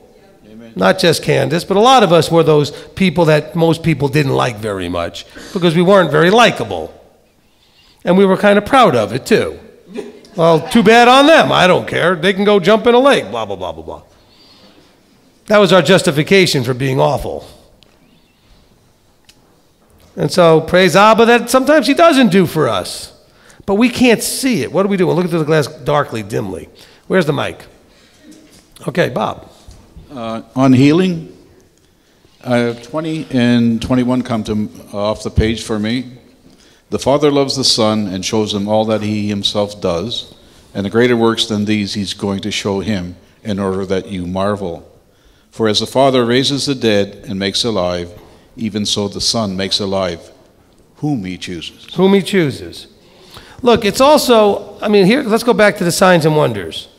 You want to know what the greatest miracle is that you should appreciate? And you know that you know that you know this is true. You see what your family can't see. You see what your friends can't see. And that's because of the whom he chooses, when he chooses. It's not because you're so special more than they are, but he chose you now. You could still be where you were. How many want to go back there? Then let's think of that as the biggest miracle. Some of you may be facing life and death issues. Don't you feel better doing that now than if it was a few years ago where you were? Knowing what you know now than what you thought then? Having gotten a chance to walk what you've walked compared to where you were then? It puts you in a whole different place, doesn't it? See, that comes back to appreciation. Okay, Rob. Rabbi, you was talking about on 5:24, it says, truly I say you, here hears my word and believes in him, sent me, possesses everlasting life. And you were referencing that, you know, we have this book, this all the puzzles and stuff. So in verse 39, it says that you search the scriptures because you think you possess everlasting life in them.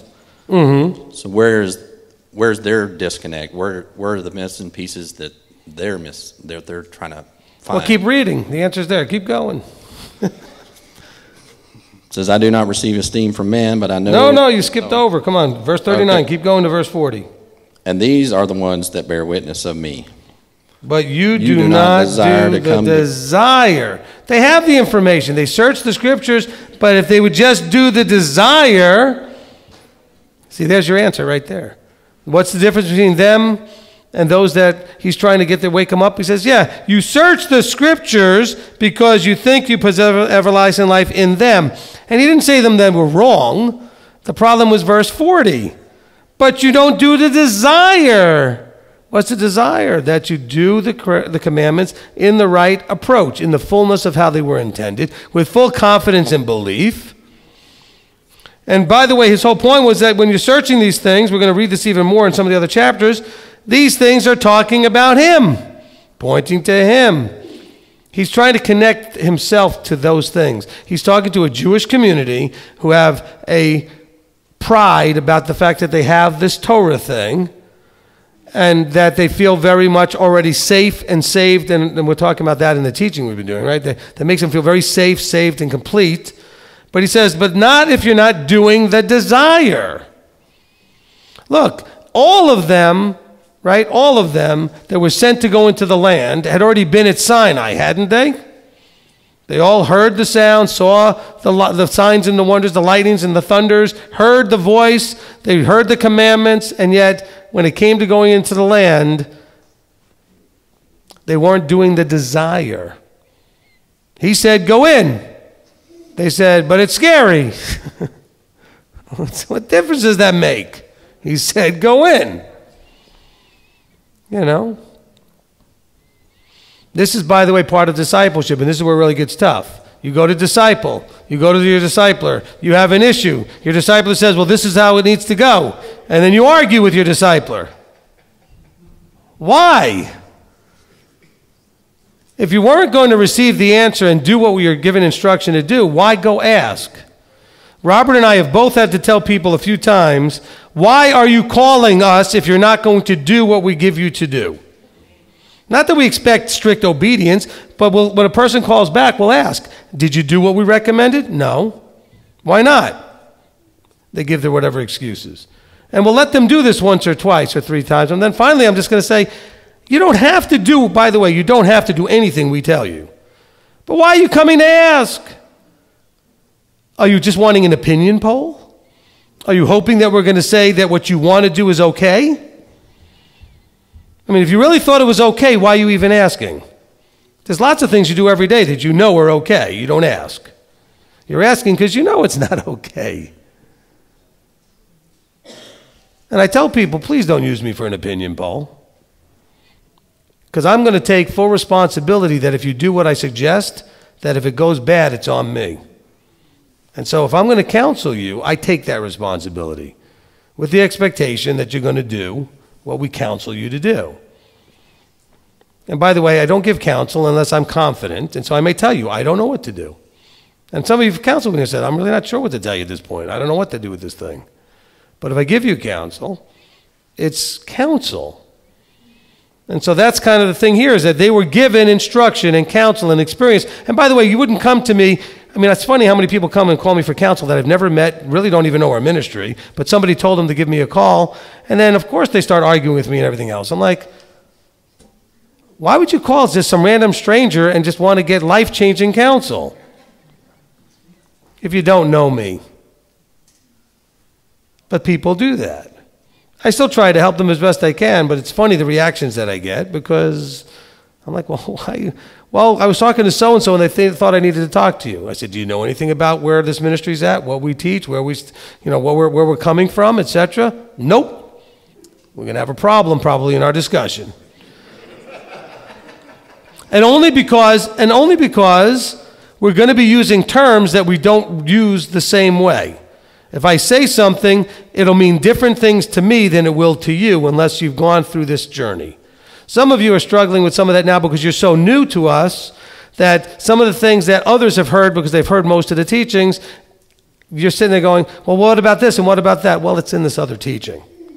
And that's hard sometimes when you want to know right now if I'm going to send you to go listen to 10 hours of something. Like you keep hearing about, if you haven't heard already, that father and son teaching. You're like, oh, it's 11 parts. But the only way you're ever going to understand that whole concept is to go through the whole thing. Because it takes that long to really kind of flesh it out the way it needs to be. But this is the whole kind of thing that's going on here. Okay, we're still in chapter 5. Anybody else? Okay, Gary?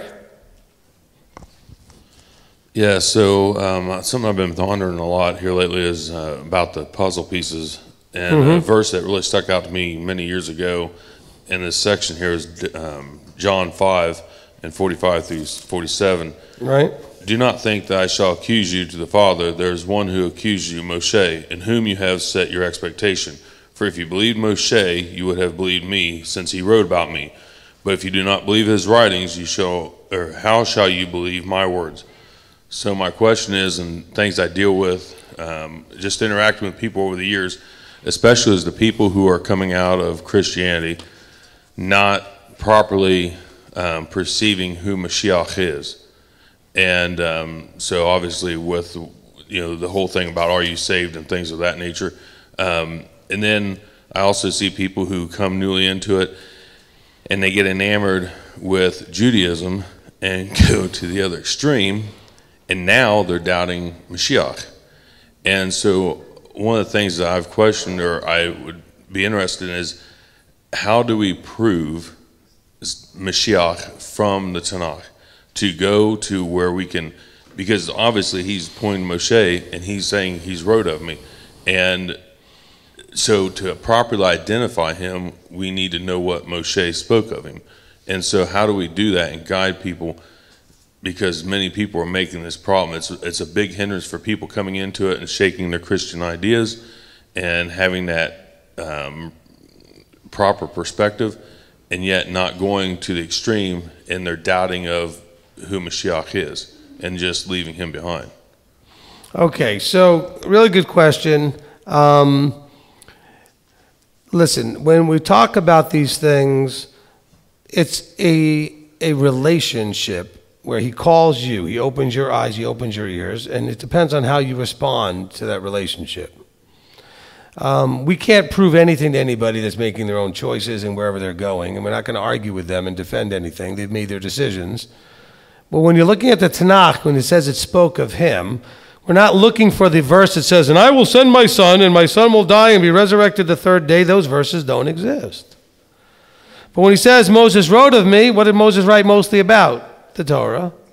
See, we have to be able to connect things on that other levels other than just Peshat. The Peshat, Remez, Drash, and Sod, the four levels that Judaism has at least identified that Scripture is written in.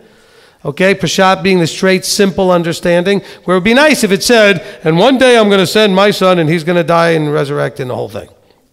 That would be nice. That would be a Peshat thing. The other level, next level would be Remez, would be the hinted at. There are hints all over the Tanakh about him. Okay? There's Drash, or the allegorical. There are allegories and ways to point to him all throughout the Tanakh. And then, of course, the Sod, or the hidden level. There's tons of that as well. And so that's where we keep going back to this and back to this and back to this. What is the problem? Why do people make these bad choices? Because they're not in discipleship. Okay, Gary, what's the problem? Not a lack of understanding, a lack of having a teacher that you trust to help you with your understanding. Someone that you trust to disciple you, so that when you start going off and going afield in this direction, or left or right or whatever, who says, hold on, time out, let's readdress this. You might not want to go in that direction. Okay? Those that we know that made the choice to go off into Judaism, okay, they did not utilize the availability of this ministry's leadership, even though they were kind of in leadership. They even helped put together a program of teachings that I've done that are a good order to go through to really understand where we're going, and yet they still made choices. So teachings aren't enough. Information's not enough. Relationship is everything. Okay? Information, they say knowledge is power. No, knowledge is information, unless you have a relationship with that knowledge by doing something with it. Then there's power in knowledge. Okay? Otherwise, it's just information. Anybody know anybody, maybe looks at them in the mirror every morning, that has tons of information about things you could do to fix certain things in your life and don't do it anyway? Whether it's your health, whether it's your finances, whether it's your spiritual life. Are you failing in those areas because you lack the information? No. We'll talk about this afternoon. So it's not about getting them the right information, Gary. Okay? He has to reveal. Because look, even his students, at the end of the Gospels, it says he had to open up their minds to see him in the Tanakh. And he'd already trained them for a few years, personally. So it's a revealing. And it's revealed through a teacher. he, as their teacher, revealed. Now, there's another piece of this that I want to point out that's important. It says here, and this is where Christianity will use these verses as a weapon. It says, do not think that I shall accuse you, because the law accuses you. Moses accuses you. That awful law. No, that's not what he's saying here. What is he saying when he says that there's one that accuses you, Moshe? What's he saying? Is he quoting anything? You know, in Deuteronomy 31, which is why I took my Bible, see, my photographic memory, I knew where to find this. Okay? He says in Deuteronomy 31:19, he says, and now write down this song for yourselves and teach it to the children of Israel. Put it in their mouths so that the song is to me for a witness against. He said, if you do these things, that's what's going to accuse you. In other words, he said, if you do these things, you're going to end up in this place. And so it's not Moses being the accuser, because the accuser is the adversary, the devil. He said, Moses put a witness, and then what happens is he's going to say, I gave you the witness, you broke it. That's the accusing. Does that make sense now? So when he says Moses, there's one who accuses. He said, because if you believe Moses, what did Moses say? He said, don't do this stuff. When you go into that place, don't go and make these mistakes. He says, look, we'll continue here. He says, I'm going to bring you into the land of milk and honey, verse 20, and they shall eat and be satisfied. He says, but they shall also turn to other mighty ones, and they shall serve them and scorn me and break my covenant. And it shall be when many evils and distresses come upon them, that this song shall answer before them as an accuser, as a witness, to say, I told you so. This is the big I told you so. It's going to be as a witness against you. He says, for it is not to be forgotten in the mouths of their seed. And what did they do? They forgot. And so he's saying, look, but if you don't believe him, how are you going to believe me? No, he didn't say, well, don't worry about what he said, believe me. He said, you couldn't even believe him saying it. Why are you going to believe me saying it? And his word talked about me. But see, of course, some of you have heard Christianity use this as, well, see, Moses is accusing. The law accuses us. The law is bad. No. Moses said, I've warned you in advance. Do you know how would you have felt if you were the Israelites about to cross the Jordan, and Moses says, and when you blow this, and you will, I mean, that's his like last words to them. And then you get taken and dispersed and scattered, then Abba will find you eventually and bring you back. But he's telling them the whole thing in advance. They're like, thanks a lot, Moses, for having such confidence in us. But you know what? We should talk to our children the same way. We say, look, and when you blow this, and you will, because we make mistakes, know that there's a path back. That's really what he's saying. Don't focus on the fact that you're going to blow it and I have no confidence in you. He says, no. I know some of you, I don't know, well, let's see, we watched it demonstrated for 40 years. We watched it when we were about to go into the land, and you guys didn't have the confidence and you blew it. It's human nature, right? It says, the way of man, the thinking of man is at odds or enmity to Yahweh's way of thinking. The spirit in man, the focus of man, the way we go is at odds with him. So Moses knew that. So Moses said, you guys are going to blow this thing. Plus, Abba probably told him. So you're going to blow this thing. But just know that when you do, this is what's going to happen. But this is a witness to you. How many times have you heard me quote the fact that when we're suffering the things we're suffering, that it's because we're still in the second half of Deuteronomy 28? That's the witness. He witnessed to us how this is going. By the way, I think, and maybe I'm wrong, I think in some ways the things that the Bible tells you are going to happen that are bad are stronger witnesses than the good. Because people say, this is an argument that I have for people that are going over into Judaism and giving rid of their New Testament. Judaism and the Old Testament never says that when you come into belief, you're going to be turning enemies of mothers against daughters and sisters against brothers and all those kind of things. The New Testament says that. Anybody experience that? Wow. So something bad happened that was predicted to happen, and only in the New Testament, that kind of validates your book a little bit. There's lots of things that are said only in the New about things that will probably happen to you once you make your choices, and they all happen exactly like he said. That validates the book. Old Testament doesn't say any of those things. Yes, the instructions in the Old Testament. I'm talking about when he talks about the reactions and results of some of the choices that we're going to make that are talked about only in the New. And when we see them play out, shouldn't that strengthen your belief in that part of the book? And so, because a lot of people run into Judaism because they have a trouble defending the New Testament part of the book. That's where they lose their sight of Mashiach. They lose their sight on all of that stuff. And so, you know what? Maybe you don't believe in all the signs and wonders and miracles of the New Testament because they say, well, I don't see the healings and all this other stuff happening now. But what about the bad things he said would happen, the stuff that will be suffering and painful? They happen exactly like he said. And Yeshua said that. He said, enemies will be members of your own household. And by the way, how do I know it's not just random? Because your family members, many of you, I'm going to assume all of you, are fairly bright, intelligent, generally reasonable, rational people. And there's no rational, reasonable, intelligent response coming out of them. And so you actually, a lot of you were shocked. How many were shocked at the reaction you got? Okay? Because you know that the people you're dealing with generally are smart and bright and reasonable and rational, intelligent people.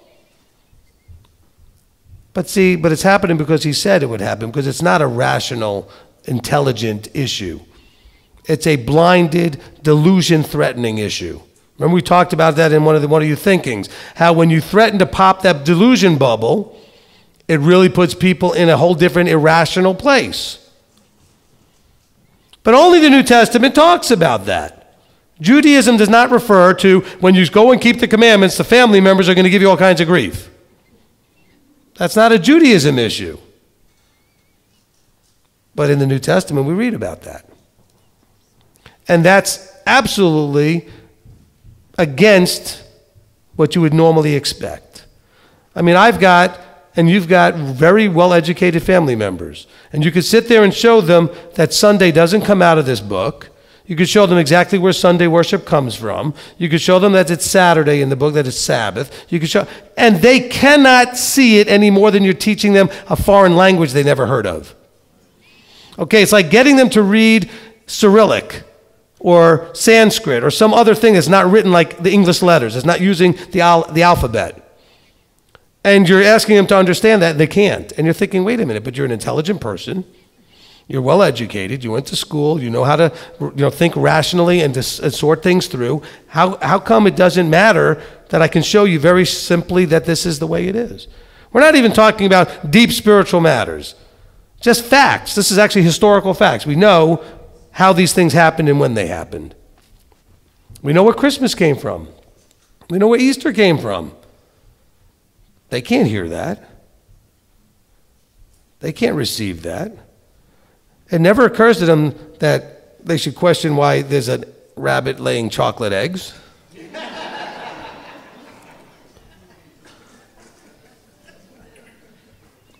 They taste good, though.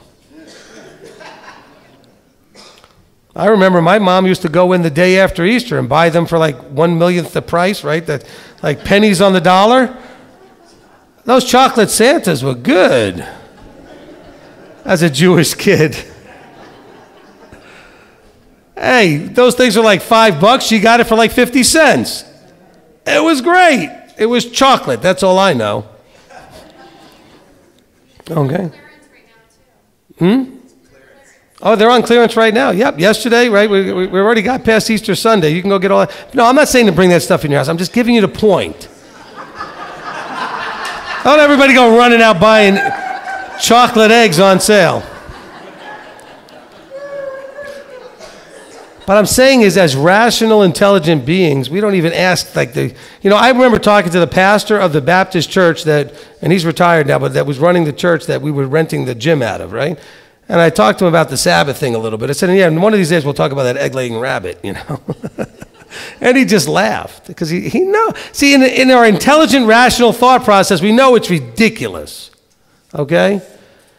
But they can't accept that because there is a blindness. There is a spiritual element, and that proves the New Testament true because it's not mentioned anywhere else that people would have that problem and be at odds with their family. And so, but these are the things that if somebody were counseling with me as they start to go through it, I could walk them through it because that's part of my job. It's part of my role. So it's very important that we get that. So when we look at this here in the end of chapter 5, we have to realize that there are people that will say, well, do not think that I accuse you. Moses is the accuser. That Torah stuff accuses you. No. He told them in advance, these were Jews, hey, guys, you're part of Israel. Moses preached about what was going to happen with Israel. And guess what? You stepped right into it. So that's what's accusing. It says, hey, remember when he warned you? And now you didn't listen. So guess what? This is what happens. Okay? All right, where's the mic? Okay, over here, Amy. Just one comment on the chapter 5:19. In chapter 14, verse 9, when Yeshua said to him, have I been with you so long, and have you not known me, Philip? He who has seen me has seen the Father. And how do you say, show us the Father? What you were teaching on, you'll know who the teacher is when you see what the disciple does. That's, now right. I understand what that verse specifically says. Good. But my comments were also on chapter 6. Okay. We can go to 6. That's okay. We can go back to 5 and 6. But we can go back. Go ahead and let Amy go here. We only have 15 minutes left, 20 minutes left. So. Okay. Chapter 6, verse 15, they wanted to seize him and make him sovereign, which after I put all the, meant now, in the here and now at that time. And verse 26 and 27, you seek me not because you saw signs, but because you ate of the loaves and were satisfied. Do not labor for the food that is perishing in this world. 58.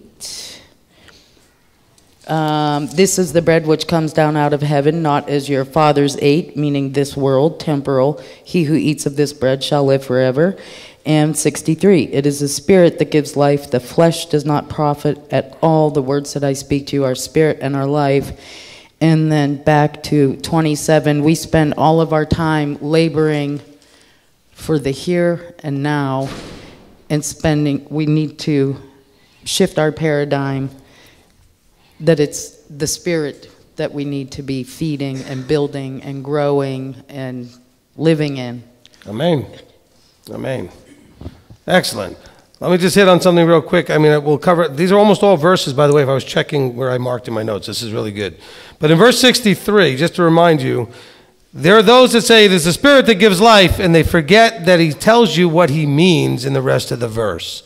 See, and I'm not picking on Rob, but Rob gave a good example. He read a question. If he had kept going, the answer's there. Christianity will go into the first part of this verse and not understand that it's the words that are spirit. It's not this ooey gooey out there ethereal thing that Christianity always embraces and wants to make the big deal that has to do with this indwelling of this special force and magical spirit that does all these things. He says, look, the Spirit gives life, and he goes, the words I speak to you are what I'm talking about. The Spirit. They are Spirit and they are life. And so what he's saying is, if you would get the information, have a relationship with the information, I mean, apply it, live it, make it a part of you, you would have life. And that is the spirit or the fullness of the intent of this. Okay? Embracing the fullness of what was intended from our Creator is what gives life. The flesh, that limited understanding we have in our spirit and man, that doesn't profit anything. That's when you use your own reasoning, your limited understanding, because you're trying to figure out a way to get what you want. That's when you come to me with some verses that try to back up doing less than maximum, so that you can have the ability, you're trying to find an excuse to get your desire to be met at the same time meeting his desire. Instead of trying just to figure out how to meet his desire, and yours gets met too, well, that's an extra bonus. but you're seeking your own desire in the mix. And you're trying to make him fit into you, like the Christians do, trying to make the Old Testament fit into the New. And their kind of twisted understanding of that. No, your desire has to fit into his. And if you don't see that your desire is being met by his, well, maybe your desire is out of whack. That's got to be that first thought, is that your desire is actually the problem. Okay? Thank you for those points, Amy. Where's the mic? Okay, Wayne? Yeah, I just wanted to touch on what he was saying earlier about the connection between Messiah and the Torah. I think this paints a beautiful picture right here in chapter 16. We'll start with 42. Chapter 16? I mean 6. Okay. In verse 42. And he said, is this not Yeshua, the son of Joseph, whose father and mother we know? How is it then that he says, I have come down out of the heaven? And then it goes on, then Yeshua answered and said to them, do not grumble with one another. No one is able to come to me. No one is able to have a relationship with me or know me. That's how I'm picturing it. Yep. Unless the Father who sent me draws him, and I shall raise him up in the last day. And then he goes on and he tells you how it's connected together in 45. It has been written in the prophets, and he shall be all taught by Yahweh. Everyone then who has heard from the Father, who has heard his voice, the Torah, the teaching, and that is learned and put it in action, has been I'm thinking disciple was taught. So, and learn comes to me, so they know me. So that's the connection between the Torah and the Messiah. You have to fully have your eyes open, come to Torah, put it in practice, and then you will truly know who he is. Amen. And notice if you actually catch the flow there, it says, and they should all be taught by Yahweh. And who are we all taught by? Yeshua. He's the teacher. He's the greatest teacher. And so he's trying to say this connection. The Father gives the teacher, and we're going to all be taught by the teacher, connecting that the Yahweh they dealt with almost always in the Tanakh was the Son, not the Father. And then he goes even further to say, not that anyone has seen the Father. So we have that again, that whole verse there connecting it. Okay, on this side? Okay, who's got the mic? Okay. Francis? Okay. Hi. I have a question about chapter 6, verses 54, 55, and 56, where he talks about drinking his blood. Yep. I don't really understand what that means, because I know in some weird Illuminati cultures they do that. Well, actually, they do it in a lot of cultures. Okay. The drinking of blood is a cultural thing that's very common, whether it's human blood or animal blood. But the idea of getting power and strength from the blood is very much in a lot of places. A lot of the more isolated, often the islands or South America, Africa, other places where they're out in the jungles and stuff, they'll take an animal, they'll puncture it in the side, when they have the blood coming out, they'll drink the warm blood right from the living animal. These are things that are done in a lot of places, unfortunately. Okay, so what we're talking about here, and that's actually one of the sections I marked down to talk about, when he talks about, he who eats my flesh and drinks my blood possesses everlasting life, and I shall raise him up in the last day. For my flesh is truly food, and my blood is truly drink. For he who eats my flesh and drinks my blood stays in me, and I in him. Okay, as this is the key here. He who eats my flesh and drinks my blood stays in me, and I in him. As the living Father sent me, and I live because of the Father, so he feeds on me. He who feeds on me shall live because of me. Now he's going to explain, this is the bread that came down from heaven. Now, what came down from heaven? He says, well, not the manna we're talking about here. What else was given from heaven? The Torah. He said, this is the bread that came down from heaven. We saw this on Sinai. We also know that in Deuteronomy, where it talks about man shall not live on bread alone, but on every word that comes forth from the mouth of Yahweh. And so he's connecting that up, but he's talking about it from the point of being your sustenance. You need to eat of and drink of and sustain yourself on the word that came down from heaven. Now, he's using a very strong metaphor because he also knew it would be a filter. Because we see in verse 66 that many of, not the random people who were following around, but his taught ones, people that were being taught by him as students, no longer walked with him. So he knew that this was a filter. And trust me, as a teacher, every now and then you're going to throw something out there knowing you're filtering. I do it, I confess. Okay? Just to see where everybody's at, as a way of getting a point across, but doing it in a way that may just filter some people. Not because I'm trying to get anybody out, but that's just, and it's not me thinking of it consciously. I just realize as I'm speaking and the Ruach is flowing and giving me words to say that sometimes you'll see me go, no, okay, we'll do it anyway. Those are those ones I know may filter. How many of you have seen me do that? Okay? And so those are ones that comes into my mind. I believe the Spirit is putting it there, and I realize, ooh, this might be a filter. Maybe I won't. Then I'm like, okay, I'll do it anyway. Because I don't have a filter. It's just going to go right out, okay? And that's on purpose. I try to be up here out of the way and be unfiltered. Just let it go flow that way, all right? Okay, where's the mic? Okay, in the back. Yanni from Denmark, referring to John 6:35, where it says, not get hungry again. In the Spirit, why is she always hungry after knowledge? What's wrong? Is she doing it wrong? How is she supposed to understand what Yeshua is saying? Okay. In verse 35 it says, I am the bread of life. He who comes to me shall not get hungry at all, and he who believes in me shall not get thirsty at all.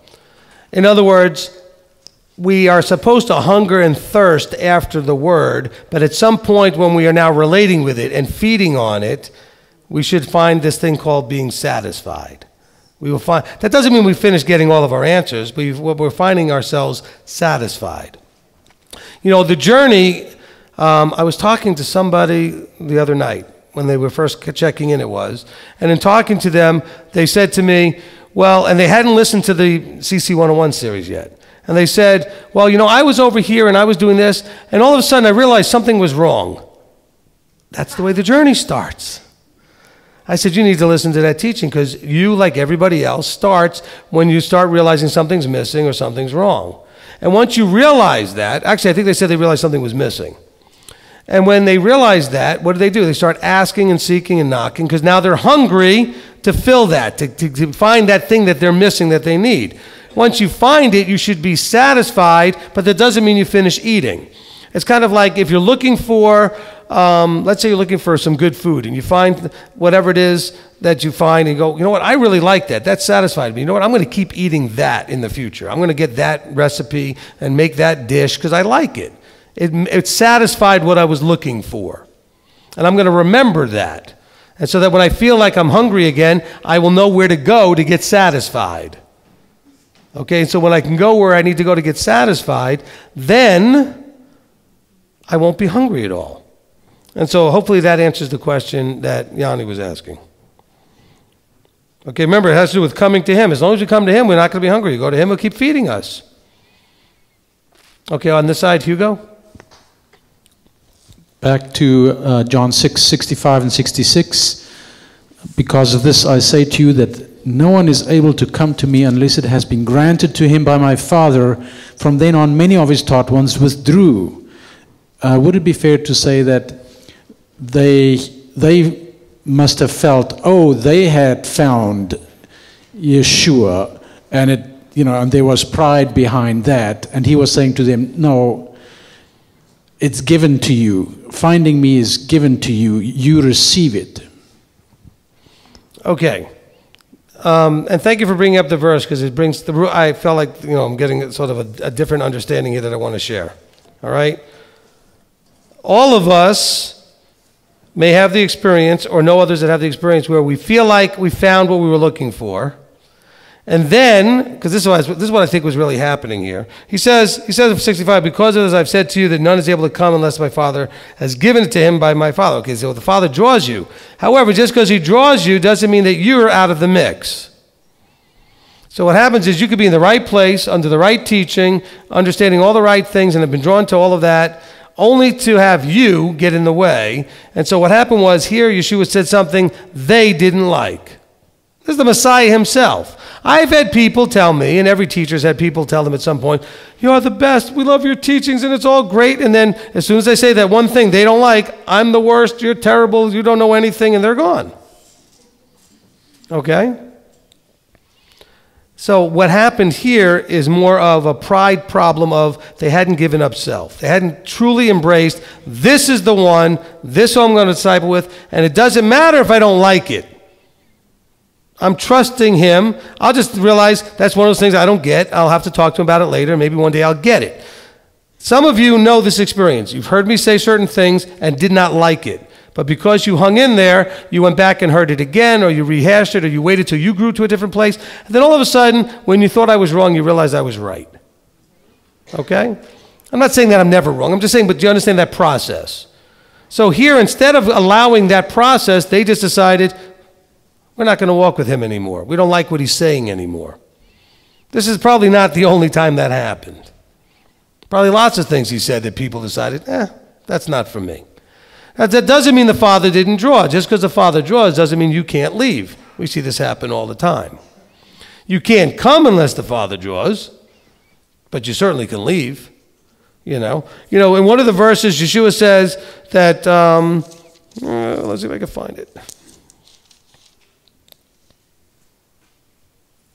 Okay, in chapter 6 and verse 37. See, I knew it was up at the top of the page here. Okay. All that the Father gives me shall come to me, and the one who comes to me I shall by no means cast out. Do not make that all once saved, always saved out of that verse. He says, I won't cast you out, but you can leave. It doesn't say you can't leave. It says, I won't cast you out. Be careful we don't read more into a verse that's not there. Okay? So yes, all that the Father gives me shall come to me. Come to truth. Come to Torah. Come to the light. Come to the way. Come to life.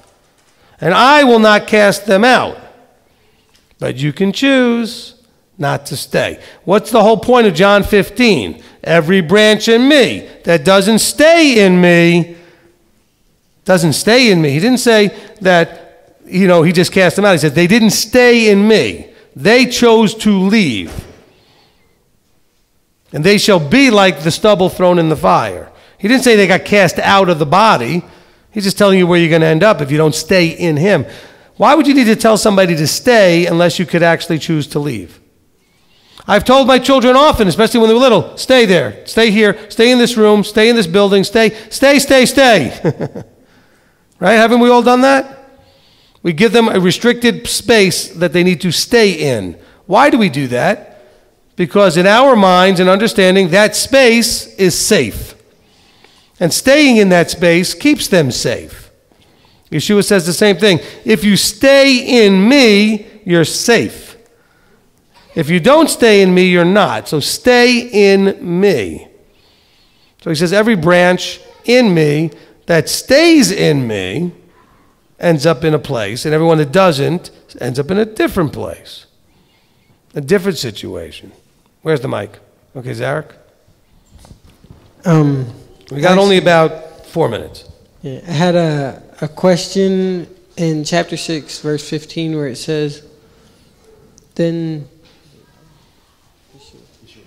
Yeshua, knowing that they were about to come, and seize him, that they might make him sovereign, withdrew again to the mountain alone by himself.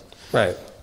What is it talking about when it says they're coming to seize him and make him sovereign? Okay, so the people were looking for Messiah like a Moshe, who's going to take them and be like a king to them and take them out of Egypt, essentially. Rule over them. Get rid of the Romans who were there. Okay? And so they were going to raise him up and claim, look, isn't that what they put over his head? Here's Yeshua, King of the Jews. And so he didn't want that to happen. He said that would have completely undermined the rest of his ministry, and he wasn't ready for that. He had things to do. So he disappeared from them so that they wouldn't go ahead and do this. They were ready to anoint him king. They were ready to have him come and be king. Now, the thing I did want to point out that I wrote that verse down for is the idea that he went off by himself. Okay? There are times, by the way, where leadership needs to go off by itself. Why? Because at some point, I don't even know how to explain this. I say to my family sometimes, because sometimes I get a little snappy, and some of you have seen me get a little snappy, is because at some point you need to not be needed. Okay?